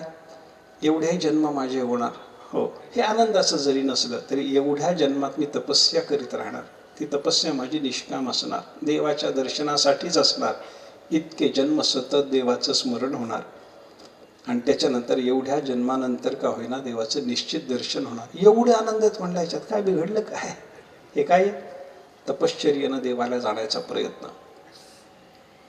अशी वेगळी वेगळी साधनं माणसं करतात. यज्ञ करतात, कोणी दान करतात. केवढं मोठं दान देताना सुद्धा बऱ्याच लोकांनी मोठी मोठी दानं दिलेली आपल्याला पाहायला सापडतात की वेगळी वेगळी दानं देतात लोक. आपल्याजवळ असलेलं सर्वस्वाचं दान देणारी माणसं जगामध्ये होऊन गेली. यज्ञ करतात, दान देतात, तपस्या करतात, उपवास करतात, ब्रह्मचर्य पाळतात, वेदानुवचन करतात आणि याच्यातून काय? एतम विविदिशंती, या देवाला जाण्याची इच्छा करतात. मला सांगायचं काय होतं, अध्यात्मशास्त्राचा विचार ऐकल्यानेच आपल्याला केवळ ज्ञान होणार आहे असं नाही. ही बाकीची साधने आहेतच की, मग शास्त्राने सांगितलीच की नाही असं नाही. हा विचार करता येत नाही. त्याचं कारण काय? आपल्याला मोक्ष प्राप्त होण्याकरता ज्ञानच लागतं असा शास्त्राचा सिद्धांत आहे. ज्ञानादेव तु कैवल्यम, ज्ञानानेच मोक्ष देईल. ज्ञान येथ कीर नाही आण, ज्ञानेची सौरसू मोक्षाचा तो. मोक्षाचा प्रसाद तुम्हाला पदरात पाडून घ्यायचा असला तर त्याच्याकरता ज्ञानच पाहिजे. ते अध्यात्मशास्त्राचं ज्ञानच पाहिजे, आत्मतत्वाचंच ज्ञान पाहिजे. मग ते ज्ञान प्राप्त झाल्याशिवाय जर तुम्हाला मोक्ष प्राप्त होणार नसेल तर मग ही बाकीची साधनं कशा करता? त्या बाकीच्या साधनाचा उपयोग चित्तशुद्धीद्वारा हे ज्ञान देणारी साधनं आहेत. आपण वेदाभ्यास करा, चित्तशुद्ध होईल. यज्ञ करा, चित्तशुद्ध होईल. पण हे सगळं निष्काम करा, तेव्हा चित्तशुद्ध होतं. सकाम केलं की त्या कर्माचं जे फळ आहे तेवढंच पदरात पडतं. चित्तशुद्धी करता त्या कर्माचा काही उपयोग होत नाही. म्हणून त्या रंगनाथ स्वामी निगडीकराचं एक वचन आहे, त्याने असं वर्णन केलंय, अगणित घडली ही सांग विद्युक्त कर्मे, शतमख जरी झाले मोहिले ते सकामे, परी हरिपद प्राप्ती लागी जे आढळे ना, तरी मग तितुकेही कर्म ते का जळे ना. त्या कर्माला आग लागू म्हणतात. अगणित घडली ही सांग विद्युक्त कर्मे, विधीनं सांगितल्याप्रमाणे सगळीच्या सगळी कर्म अगणित घडली. शेकडो यज्ञ झाले, सगळं केलं कर्म, मोहिले ते सकामे, सकाम भावनेनं ते सगळंच्या सगळं दूषित होऊन गेलं. हरिपद प्राप्ती लागी जे आढळे ना, भगवंताच्या चरण दर्शनाकरता म्हणून त्याच्यातलं एकही कर्म जर दिसत नसेल तर ते शेकडो यज्ञाच्या रूपाचं कर्म, अगणित विधियुक्त घडलेली कर्म, सगळ्या कर्माला आग लागू. याचा अर्थ काय झाला? ही सगळी कर्म करायची पण निष्काम भावानं. कशा करता? चित्तशुद्धी करता. ही सगळी कर्म घडली की चित्तशुद्धी होते आणि चित्तशुद्धी झाली की देवाच्या दर्शनाचा अधिकार येतो. मग अध्यात्मशास्त्राचा विचार केला, ज्ञान होतं. म्हणून आपल्याकडे प्रवास कसा सांगितलाय? जीवाला ब्रह्मज्ञान संपन्न होऊन मोक्ष प्राप्त करून घेण्याकरता प्रवास कसा आहे? दुःख घालवायचंय, सुख मिळवायचंय. दुःख कायमचं घालवायचंय, परमानंद मिळवायचा आहे. नुसतं सुख मिळवायचं नाही, परमानंद मिळवायचा आहे. नुसतं दुःख घालवायचं नाही, कायमचं घालवायचं म्हणजे मोक्ष मिळवायचा आहे. त्या मोक्षाकरता काय लागतं? अध्यात्मशास्त्राचं ज्ञान, आत्म्याचं ज्ञान. आणि आत्म्याच्या ज्ञानाकरता काय करावं लागतं? मग प्रवास सांगितला. जीवाच्या अंतःकरणामध्ये 3 दोष असतात: मल, विक्षेप, आवरण. मलदोष म्हणजे पाप करण्याची वासना. सहज पाप करून जातो माणूस. पाप करण्याची वासना सहज असते. मनुष्याच्या अंतःकरणामध्ये ती वासना सहज आहे. आपल्याला त्या पापाचा विचार नसतानाही पाप घडून जातं. मी साधं उदाहरण सांगतो आपल्याला. आपण इथं प्रवचनाला बसलो आता, पाप करायची इच्छा आहे का? हिंसा करावी असं एकाच्या तरी मनात आहे का? इथं बसल्या बसल्या तरी नाही ना. पण समजा तुमच्या अंगावर एक मोठा डास बसला, जोरात चावला, तर चक्कन असा हात मारता की नाही? त्याला सांगा मला. नाही का? हो काय? सांगा ना मला.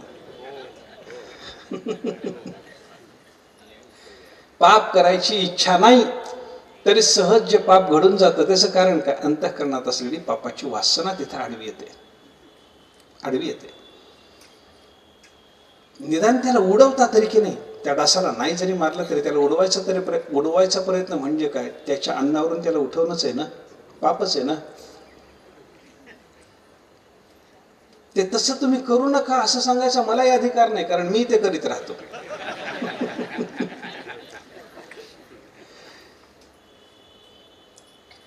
हे काय आहे? अंतःकरणात असलेल्या मलाचं लक्षण आहे. मलदोष जावा याच्याकरता काय? आत्ता सांगितलेली सगळी कर्म निष्काम भावाने करा. पुढे सांगितलं विक्षेप दोष अंतःकरणात. विक्षेप म्हणजे अंतःकरणाची चंचलता. मन किती चंचल आहे सांगता येतच नाही. आत्ता इथं तर आत्ता वैकुंठातही जायला तयार आहे. कुठं जातं, कुठं अतिचंचल अतिचंचल. ते एका सुभाषितकारानं म या अक्षरापासून ज्यांची नावं सुरू होतात असे 10 पदार्थ सांगितले चंचल. त्याच्यात पहिला क्रमांक मनाचा. मनो मधुकरो मेघो मानिनी मदनो मरुत मा मदो मरकटो मीनो मकारादश चंचला. मग पासूनच सगळ्याचे नाव आहे. पहिलं आहे मन चंचल, मधुकर भुंगा चंचल. आत्ता इथं आहे या फुलावर बसला, किती सुंदर दिसायला लागला म्हणून बोलावून आणून कोणा मित्राला दाखवायचं म्हणलं तर लगेच इथून उडालेलं असतं. मेघ हा आकाशात आलेले मेघ चंचल. मानिनी स्त्रीचा स्वभाव चंचल. मदनहा कामविकार चंचल. मरुत वायू चंचल. मा लक्ष्मी चंचल. आज एखाद्याच्याकडे लक्ष्मी आहे म्हणजे उद्या असेलच असं सांगता येत नाही. आजचा श्रीमंत उद्या विकारी होऊ शकतो. करोडपती कवडीपती व्हायला वेळ लागत नाही. कवडीपती असलेला करोडपती व्हायलाही वेळ लागत नाही. आमचे गुरुजी सांगायचे, हत्तीच्या अंबारीत बसून फिरणारा उद्या उलटी अंबारी घेऊन भिक्षा मागायला निघतो. उलटी अंबारी म्हणजे मधुकरी. मधुकरीचं ते कापड असतं ना, भिक्षा मागायला निघालेले कापड असतं ना, ते अंबारी उलटी केल्यावर जसं दिसतं तसंच दिसतं ते. आज सुलटी अंबारी आहे उद्या उलटी अंबारी, आज उलटी अंबारी आहे उद्या सुलटी अंबारी. म्हणजे लक्ष्मी कधी स्थिर आहे सांगता येत नाही, कधीच नाही, कोणाच्याकडेच ती स्थिर नाही. मदहा अंतःकरणात निर्माण होणारी मदोन्मत्तता. अहंकार चंचल, काय घात करील सांगता येत नाही, किती वेळात करील सांगता येत नाही. मा मदो मरकटो माकड अतिचंचल. मीनहा पाण्यात राहणारा मासा अतिचंचल.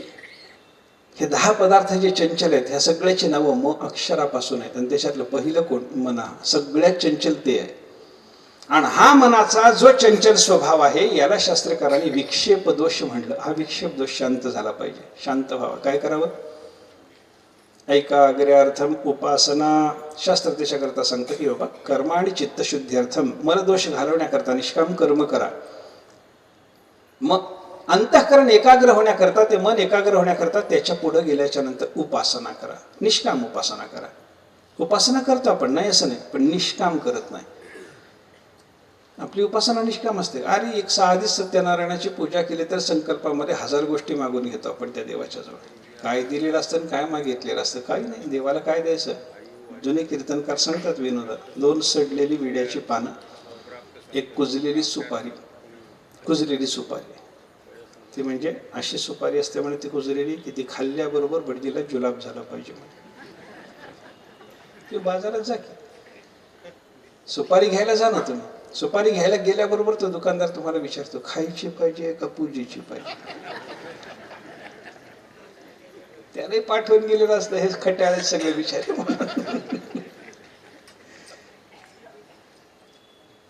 दोन सडलेली विड्याची पानं, 1 कुचकी सुपारी आणि दोन्ही बाजूने गुळगुळीत झालेला, बाजारात कुठेही चालणार नाही असा पैसा, तिथे देवाला समर्पण. ते आणि मागायचं काय?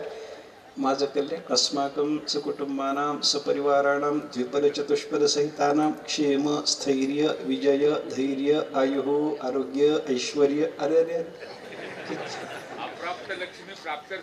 प्राप्त लक्ष्मी संरक्षणार्थम. हा अप्राप्त प्राप्ती प्राप्त संरक्षण. पुन्हा अजून एवढं सगळं मागायचं. म्हणजे माझं कल्याण पाहिजे, माझं एकट्याचं नाही, कुटुंबाचं नाही, परिवाराचं. आणि परिवाराच्या पुढं 2 पायाच्या सगळ्या माणसाचंच नाही, चतुष्पद 4 पायाच्या जनावरांचे कल्याण. आता 4 पायाच्या 4 व्हीलरचं म्हणावं लागेल. एवढंच 4 पायाच्या जनावरांचं म्हणण्यापेक्षा 4 व्हीलरचे कल्याण करा देवा म्हणावं लागेल. म्हणजे ऍक्सिडेंट वगैरे होऊ देऊ नका. किंवा गाडीचं नुकसान फार जर झालं तर पुन्हा पैसे घालवावे लागू नाही देवा. हे द्या. पण काय हे एवढं सगळं मागायचं द्यायचं काय? एक गुळगुळीत पैसा. सकाम काही आपली निष्कामता कोणत्याच उपासनेमध्ये नाही बघा. सगळी उपासना निष्काम झाली तेव्हा चित्तशुद्धी होती, चित्ताला स्थिरता येते. म्हणजे गुरुजी सांगायचे आपल्याला जाऊ द्या, श्रीकृष्णाला सकाम उपासना करावी लागली, निष्काम उपासना त्यांनाही करता आली नाही. कशी? उदाहरण ते सांगायचे. भगवान श्रीकृष्ण परमात्म्याच्या ज्या 16,108 राण्या होत्या ना, प्रत्येक राणीच्या बद्दल असं वर्णन आहे. प्रत्येकीला 10 मुलं, 1 मुलगी होती. एवढी संतती आहे. जांबवतीला संतती नव्हती. जांबवती सतत चिंतेत असायची, मला मूलबाळ नाही. आणि ते मला मूल नाही याच्यापेक्षा सवतीला आहे मला नाही याचं दुःख जास्त. काय करा, अनेक उपाय चालू होते. एका दिवशी काय झालं, नारद द्वारकेत आले. द्वारकेत आलेले नारद, नेमके नारद त्यांनी विचार केला, आता हे 16,108 घरात कुठं जावं. नारदासारखे जे चतुर लोक असतात त्यांना बरोबर भोळ्या माणसाच्या घरी जाण्याचीच इच्छा होते.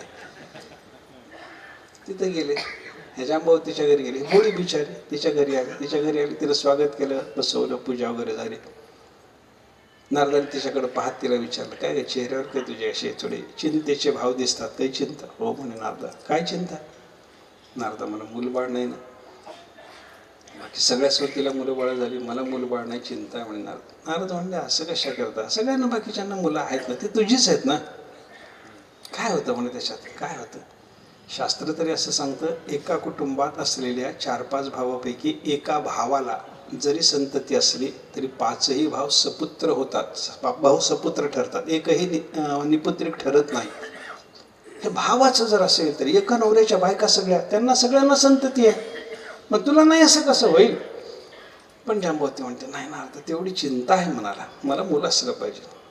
होईल का? नारदा कृपा करा, काही सांगा, साधन सांगाल ते करते, पण मूल झालं पाहिजे. नारद म्हणले, आहे साधन आहे, करता येईल, सांगा तरी. नारदा, नाही ते साधन आहे म्हणे, पण ते तू करायचं नाही, तुझ्या नवऱ्याने करायचं.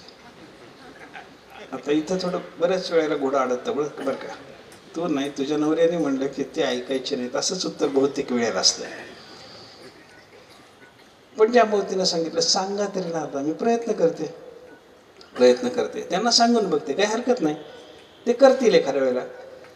सांगून तरी ठेवा, आज ना उद्या करतील, विनंती मान्य करायला वेळ लावतील, एवढंच. पण सांगा ना नारदा. नारद म्हणाले, ठीक आहे सांगतो. उपासना करायची. कोणाची? शंकराची. काय उपासनेचं स्वरूप? 4 महिने रोज भगवान शंकराला 1000 कमळदळ समर्पण करायचे. चातुर्मास्यामध्ये ही उपासना करायची. आषाढी एकादशीला सुरुवात होईल, कार्तिकी पौर्णिमेला उपासना संपेल. 4 महिने रोज 1000 कमलदळ भगवान शंकराला समर्पण करणे, एवढं उपासनेचं स्वरूप आहे. कर. ठीक आहे म्हणा. करायला तयार झाली. नारद निघून गेले आणि जांबवतीनं विचार केला, तर नवऱ्याला विनंती करायची तर कशी करा? संध्याकाळी जेवण खाण झालं, देवाच्या अंतरणावर पडले आणि जांबवती पाय दाबायला गेली. पाय दाबता हळूच विषय काढला. देवा म्हणे, माझ्याकडे लक्ष आहे ना तुमचं? देव म्हणले, नसायला काय झालं, म्हणूनच तुझ्याकडे आलं ना. लक्ष आहे? मग ठीक आहे म्हणे देवा, पण माझ्याकडे लक्ष नीट आहे ना तुमचं? कशा करता विचारतेस म्हणे. नाही, मला मूल नाही, माहिती आहे ना तुम्हाला. देव म्हणले, जगात कोणाला मूल आहे नाही मला माहिती असतं, बायकोला आहे की नाही हे कसं का माहिती नाही म्हणे. मला माहिती आहे. मग देवा, मला मूल व्हावं असं तुम्हाला वाटतं की नाही? वाटतं म्हणे. मग त्याच्याकरता काही उपाय? देव म्हणाले, चालूच आहे म्हणे विचारणं माझं कोणाकोणाला. कोणी चांगला वैद्य म्हणलं की त्याला विचारतो, कोणी चांगला जाणकार म्हणलं की त्याला मंत्रतंत्र विचारतो, दोरे गंडे सगळं करत राहतो. अजून यश येईना त्याला, मी काय करू? आता हे त्यांना असं यश येत नाही असं होईल का हो? पण ते म्हणतात मात्र असं समाधानाकरता बोलावं लागतं, ते बोलत राहिले. जांबवती म्हणते, देवा पण मला एक उपाय कळालाय म्हणे. चांगलं म्हणे, काही हरकत नाही, कर. मग नाही देवा, तुम्ही करावं लागणार. मी करीन. कोणी सांगितला? नारदाने सांगितलं. नारद म्हणले की यांना दस्त झालं. काय कळी लावली असेल ते सांगता येत नाही. काय सांगावं? उपासना करायला सांग. कोणाची? लगेच देवाने विचारलं, कोणाची? भगवान शंकराची. मग थोडं बरं वाटलं, कारण बायकोच्या मनात भरवून नारदाने मला म्हसोबाची उपासना करायला सांगितली, तरी करावी लागेल वाटलं देवाला. मग काय करा? शंकराची. हां बरं ठीक आहे. काय उपासनेचं स्वरूप? चातुर्मास्यात दररोज भगवान शंकराला 1000 कमळदळ समर्पण करायचे. ठीक आहे म्हणे. देव म्हणाले, करू आपण ही उपासना, मी करायला तयार आहे सगळी साधना, पण ती कमळ आणणे, मोजून ठेवणे, स्वच्छ करून ठेवणे, सगळी जबाबदारी तुझी. जांबवती म्हणले, ते सगळं करते, पूजा तुम्ही करायची. करीन म्हणे. रोज जांबवतीनं कमळदळ आणावीत, मोजून ठेवावेत, देवानी पूजेला बसावं. पूजा करता करता ते 1000 कमळदळ देवाला समर्पण करावेत. सगळी पूजा नैवेद्य वगैरे झाला की प्रसाद ग्रहण करून देव दरबारात जायचे. 4 महिने उपासना होत आली. कार्तिकी पौर्णिमेचा दिवस उजाडला. त्या दिवशी देव पूजेला बसले. शेवटच्या दिवसाची पूजा. देव कमळदळ समर्पण करायला लागले. 999 कमळ झाली, एक कमळ कमी पडलं. लोक विचारतात एकच कसं कमी पडलं, शेवटच्या दिवशीच कसं कमी पडलं? त्याला उत्तर नसतं. इतिहासामध्ये हे असं कसं घडलं विचारायचं नसतं. इतिहास आहे, घडलेलं हे असं आहे, असं आहे. त्याला काय उत्तर असतं? काय उत्तर नसतं. शिवाजी महाराज आणि अफजल खान, त्यांच्या देहाचा आकृतीचा विचार करा ना. अफजल खान एवढा धिप्पाड, शिवाजी महाराज एवढे लहान, असं कसं फाडलं असेल? अरे फाडलं एवढंच करे, कसं फाडलं असेल याला उत्तर आहे का काही आपल्याकडं? काही नाही. इतिहासामध्ये हे असं कसं घडलं तर का काही चालत नसतो. ते जसं झालं तसंच्या तसं सांगितलं जातं, ते मानलं पाहिजे. झालं. 999 कमळ झाले, एक कमळ कमी पडलं. शंकराचं असं आहे, शंकराच्या पूजेत विलंब चालत नाही, मध्ये थांबता येत नाही. स्नान झालं, गंधफूल समर्पण त्यांना झालं, बेलबद्दल समर्पण केलं की लग्य नैवेद्य पाहिजे. असे शंकर बरेच आहेत जगात. स्नान झालं की खायला पाहिजे. पण ते शंकर खरे शंकर आहे, ते एवढं मात्र वेगळं आहे. त्यांना मात्र स्नान झाल्याबरोबर नैवेद्याला विलंब चालत नाही. आता कशी परिस्थिती आहे? आज शेवटचा दिवस, एक कमळ कमी पडलंय, 999 झाली आहेत, एक कमी आहे. समर्पण केल्याशिवाय पूजा पूर्ण होत नाही, नैवेद्याला वेळ चालत नाही. जांबवत श्रीकृष्णाला पूजेला ते स्वतः बसलेले असल्यामुळे बोलता येत नाही. बरं, बोलून जरी सांगितलं तरी एवढ्या वेळात सरोवरावर जाऊन कमळ आणायचं आणि ते समर्पण करायचं, नैवेद्याला वेळ व्हायचा, काहीच सुसंगत होत नाही. मग काय करा? श्रीकृष्णाने विचार केला, माझ्या अवयवांना लोक कमळ म्हणतात. नेत्र कमळ, चरण कमळ, हस्त कमळ, शिर कमळ, मुख कमळ म्हणतात ना. एक नेत्र कमळ समर्पण करून 1000ची संख्या पूर्ण करू म्हणे. पुष्पदंताने तो विचार सांगितला त्यांच्या महिम्न स्तोत्रामध्ये. हरिस्ते साहस्रम कमरबलिमाधाय पदयोः यत एक ऊने तस्मिन् निजम उदहरत नेत्र कमलम. एक ऊने, एक कमी पडला असताना भगवान श्रीकृष्णाने काय केलं? निजम नेत्र कमलम उदहरत, आपला एक डोळा काढला श्रीकृष्णाने, समर्पण केलं शंकराला. 1000ची संख्या पूर्ण झाली. देव प्रगट झाले. प्रगट झालेल्या देवाने विचारलं देवाला, श्रीकृष्णाला, एवढी साधना देवा, कठोर साधना माझ्याकरता कशा करता केली? माझ्या प्रसन्नतेकरता ही साधना केली म्हणता, काय कारण आहे देवा? अरे मला हाक मारली असते, मागितलं असतं तरी देऊन टाकलं असतं ना, कशा करता देवा? देवाने सांगितले ते आपल्याला माहित नाही, ते जांबवतीला विचारा. जांबवती लगेच तयारच होती, कंबर बांधूनच तयार होती. तिनं सांगितलं मला मुलगा पाहिजे. देवाने आशीर्वाद दिला.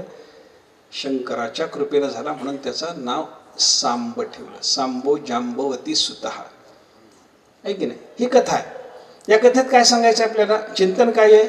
श्रीकृष्णाने शंकराची जी उपासना केली ती श्रीकृष्णाला तरी शंकराची उपासना करताना निष्काम भावानं करता आली का? नाही.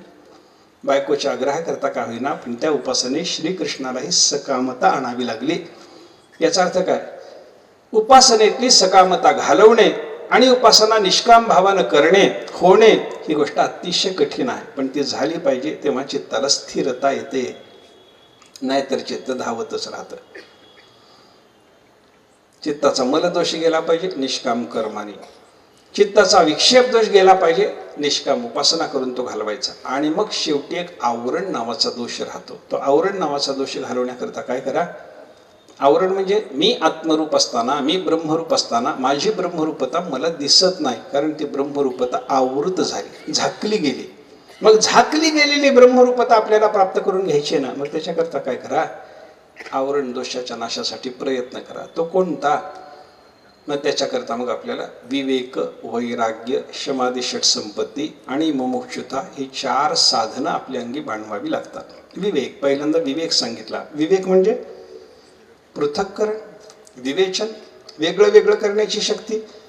2 वस्तू मिसळून आपल्या समोर आल्याच्या नंतर त्याच्यातलं एक चांगलं आणि एक वाईट, ते वेगळं करता आलं पाहिजे ना. वेगळं करता आलं पाहिजे. आपल्या घरी आता हे निघालं चांगलं, ते सगळं स्वच्छ करून मिळतं धान्य. पण जुन्या काळामध्ये सगळं धान्य घरी आल्याच्या नंतर ते निवडावं लागायचं की नाही? तांदूळ घरी येतात, ते कसे येतात हो? तांदूळ म्हणून आणला जातो. पण तो तांदूळ म्हणून आणलेला तांदूळ जर केवळ तांदूळ असता तर बाईला निवडायची गरज होती का? निवडायची गरज होती ना पूर्वी. अजूनही असते, नाही म्हणायचं आणि खायचं एवढंच असतं, बाकी काही नाही. निवडायची गरज असतेच. ते खडे मिसळल्याच्या शिवाय व्यापाऱ्याला द्यावंच वाटत नाही आपल्याला. तांदूळ देताना त्याच्यात खडे मिसळूनच देतात. आपण तांदूळ म्हणून आणतो, पण ते तांदूळच असतात का? नाही, तांदूळ व खडे. मग काय करा, वेगळं करता आलं पाहिजे, वेगळं केलं पाहिजे.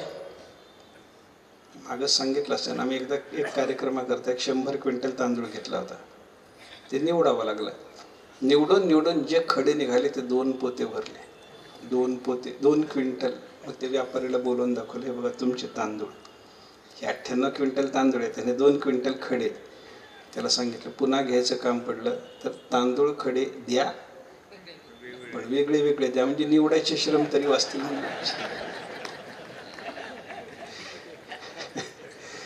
तसं कोणी करत नाही. पण ते मिसळून देणारे, ते विवेकी का अविवेकी ते सोडून द्या, पण ते मिसळून आपल्या समोर आल्याच्या नंतर त्या मिश्रणातून चांगलं काय आणि वाईट काय हे वेगळं करता येणं, याला म्हणतात विवेक. आत्मा काय, अनात्मा काय, खरं काय, खोटं काय, चित काय, जड काय, आनंद काय, दुःख काय, पवित्र काय, अपवित्र काय, सगळं वेगळं करता आलं पाहिजे. पवित्र अपवित्राचं मिश्रण आपल्या समोर येतं, नाव त्याला पवित्र येतं.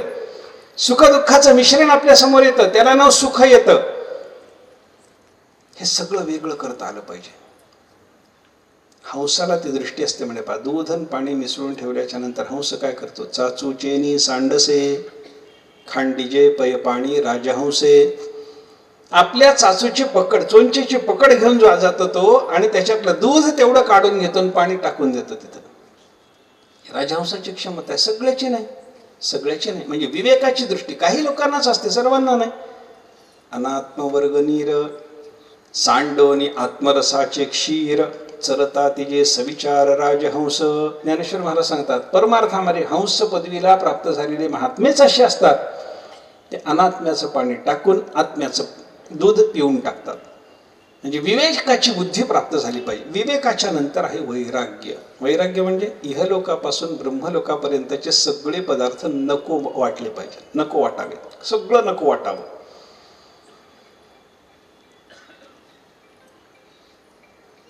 सगळं सगळं जगातलं काही मला नकोच आहे. सामान्य भोग, तुच्छ भोगाच्या बद्दल मनुष्याला त्यागाची भावना होईल, पण दिव्य भोगाबद्दल होत नाही. काही लोकांना कसं असतं, इहलोकातलं नको असतं पण परलोकातलं पाहिजे. काही लोकांना कसं असतं, परलोकातलं नको पण इहलोकातलं. ते कोणाला माहिती आहे परलोकातलं, इथं भोगून घ्या पाहिजे. इहलोकातलं पाहिजे, काही लोकांना परलोकातलं पाहिजे, काही लोकांना दोन्ही पाहिजे. पण वैराग्यवान महात्मा कसा असतो, हे नको ते नको, काहीच नको. का नको? सगळं दुःख देणारे त्याला कळालेलं असतं, म्हणून भोगाच्या विषयी त्यागाची भावना त्याच्या अंतःकरणात असते. सगळे भोग नको म्हणतो, हे वैराग्य. हे वैराग्य लागतं. त्याच्यानंतर शम, दम, श्रद्धा, उपरम, तितिक्षा, समाधान. या 6 साधनाचा गठ्ठा याला शमादी षटक म्हणतात. आणि तीव्र मुमुक्षुता, कधी एकदा मी या संसार बंधनातून मोकळा होईन असं वाटणं, एवढी साधन सामग्री जमा व्हावी तेव्हा तो शिष्य ठरतो. आणि शिष्य ठरल्याच्या नंतर मग योग्य गुरुकडं, म्हणजे गुरु कोण ते आपण सुरुवातीला पाहिले, श्रोत्रिय ब्रह्मनिष्ठ. त्यांना शब्दशक्ती असावी, ब्रह्मनिष्ठता असावी, ब्रह्मसाक्षात्कार संपन्नते असावेत. त्यांच्याकडं ज्याचा मलदोष गेला, ज्याचा विक्षेप गेला आणि आवरण एक राहिले, त्या आवरण नाशाकरता म्हणून जो साधन चतुष्टय संपन्न होऊन गुरुकडे गेला तो शिष्य, आणि ते त्याचे गुरु. त्या गुरुकडे गेल्यानंतर गुरुने मार्गदर्शन करावं. कशाचं? आत्मदर्शनाचं मार्गदर्शन. आत्मावारे द्रष्टव्य, श्रोतव्य, मंतव्य, निदिध्यासितव्य. आत्मदर्शन घेण्याकरता आत्म्याच्या संबंधाने श्रवण कर, मनन कर, निदिध्यास कर, हे गुरुने त्याला शिकवलं पाहिजे. आणि हे शिकल्याच्या नंतर त्याला ब्रह्मसाक्षात्कार जो होतो, त्या ब्रह्मसाक्षात्काराच्या योगानं त्याचं दुःख संपूर्णपणे जातं आणि त्याला परमानंद प्राप्त होतो. मिळवायचं काय आहे? दुःखाचा नाश, परमानंदाची प्राप्ती. कोणाला मिळवायची आहे? जो साधन चतुष्टय संपन्न आहे त्याला. आणि कोण देणार आहे? जो श्रोत्रिय आणि ब्रह्मनिष्ठ असलेला सद्गुरू आहे तो देणार आहे. आपण काय पाहायला लागलो इथं? ज्ञानेश्वर महाराजांच्या गुरुपरंपरेचा विचार करायचा आहे आपल्याला. मग या गुरुपरंपरेचा विचार करत असताना, गुरु शिष्याची प्रत्येक जोडी पाहत असताना आपल्याला प्रत्येक गुरुच्या ठिकाणी श्रोत्रियता, ब्रह्मनिष्ठा जशी पाहता येते, तसा प्रत्येक शिष्य त्या गुरुकडे जाताना तो शिष्य असतो, पण त्याच्या शिष्याचा तो गुरु होतो. तो गुरु झाला की तो श्रोत्रिय ब्रह्मनिष्ठ असला पाहिजे आणि तो शिष्य असताना साधन चतुष्टय संपन्न, विवेक, वैराग्य, शमारी, षटसंपत्ती, मुमुक्षुता सगळं त्याच्या ठिकाणी असलं पाहिजे. आणि अशा योग्यतेच्या गुरु शिष्याच्या या सगळ्या जोड्या आहेत, याचा विचार करायचा आहे, थोडंसं चिंतन करायचं. अजून ते उद्याला पाहू. पण आत्ता या ठिकाणी थांबतो. कुंडली कबरदार विठ्ठल, श्री ज्ञानदेव तुकाराम, विठ्ठल विठ्ठल विठ्ठल विठ्ठल विठ्ठल. बोला विठ्ठल विठ्ठल विठ्ठल विठ्ठल. कुंडली कबरदार विठ्ठल, श्री ज्ञानदेव तुकाराम, सद्गुरु गुंडा महाराज की जय, सद्गुरु हरी महाराज की जय. रामकृष्ण हरी. सद्गुरु श्री महाराजांच्या अमृतमय वाणीमधून आपण सुंदर असं महाराजांचं व्याख्यान ऐकलेलं आहे. याच्यानंतर आरती होणार आहे. आरतीचे यजमान श्री लक्ष्मीकांत लोकमणवार, श्री बालाजी कवटिकवार, श्री प्रकाश हिरावार, श्री मुनगिलवार सावकार देगलूर, श्री ओंकार कुलकर्णी, श्री उन्मेष चिल्लावार, श्री उत्तेज चिल्लावार, श्री विश्वनाथराव आडबलवार, श्री हनुमानलू शक्करवार, श्री रामभाऊ कळसे, श्री गंगूताई नलबलवार, श्री शिवकुमार शक्करवार, श्री सुरेश कुलकर्णी, श्री संजय भायेकर, श्री संजय वाढवणकर, श्री दिनकर भंडारे, श्री डॉक्टर आत्नूरकर, श्री ज्ञानेश्वर मुळे, श्री विश्वेश भोकरे असे आजच्या आरतीचे यजमान आहेत. ज्यांचं नाव घेतलेलं आहे कृपा करून त्यांनी स्टेजच्या समोरच्या ह्याच्यामध्ये यायचं आहे. एक विशेष सूचना आपल्याला प्राप्त झालेली आहे. नांदेड येथे वेदकार्य खूप मोठ्या प्रमाणात चालत असतं. ते याज्ञवल्क्य वेद पाठशाळेच्या वतीनं खूप मोठं असं वेदकार्य चालत असतं.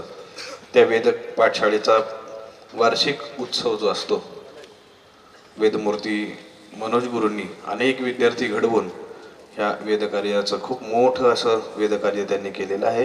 त्याचं वार्षिक उत्सव दिनांक 18 एप्रिल या रोजी 2025 या कालावधीमध्ये होणार आहे. या निमित्तानं अशोकनगर इथंच याच प्रांगणामध्ये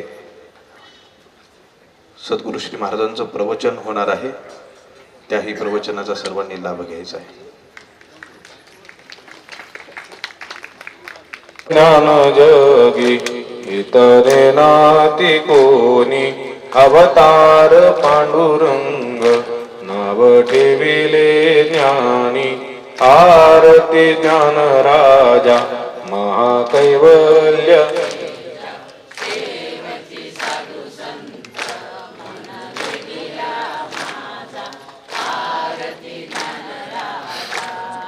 प्रगट गुह्य बोले विश्व ब्रह्माची केले. रामा जनार्दनी पायी केले.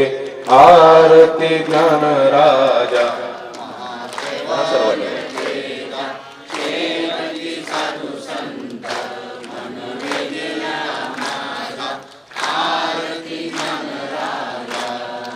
आरती तुकारामा स्वामी सद्गुरु धामा. सच्चिदानंद मूर्ती पाय दाखवियामा. आरती तुकारामा राघवे सागरात पाषाण काढिले. तैसे तुकोबाने अभंग गुरुधामा.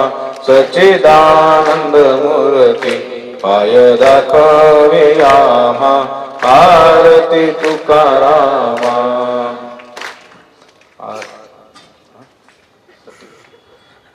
सिद्ध तूपणा परता सद्गुरु राहू. रामानंदी सहज सिद्ध सद्भावो. जय देव जय देव जय जय सद्गुरु. कल्पनेची तुम्हा कुरवंडी करू. जय देव जय देव. घालीन लोटांगण वंदीन चरण डोळ्यान पाहिन रूप तुझे. प्रेमे अलिंगन अनंत भोजन भावे वाढेन म्हणे नमा. विठ्ठल रखमाय ठोबा रखमाय. विठ्ठल रखमाय ठोबा रखमाय. पुंडलिक वरदा हरी विठ्ठल श्री ज्ञानदेव सद्गुरु गुंडा महाराज की. सद्गुरु हरी महाराज की.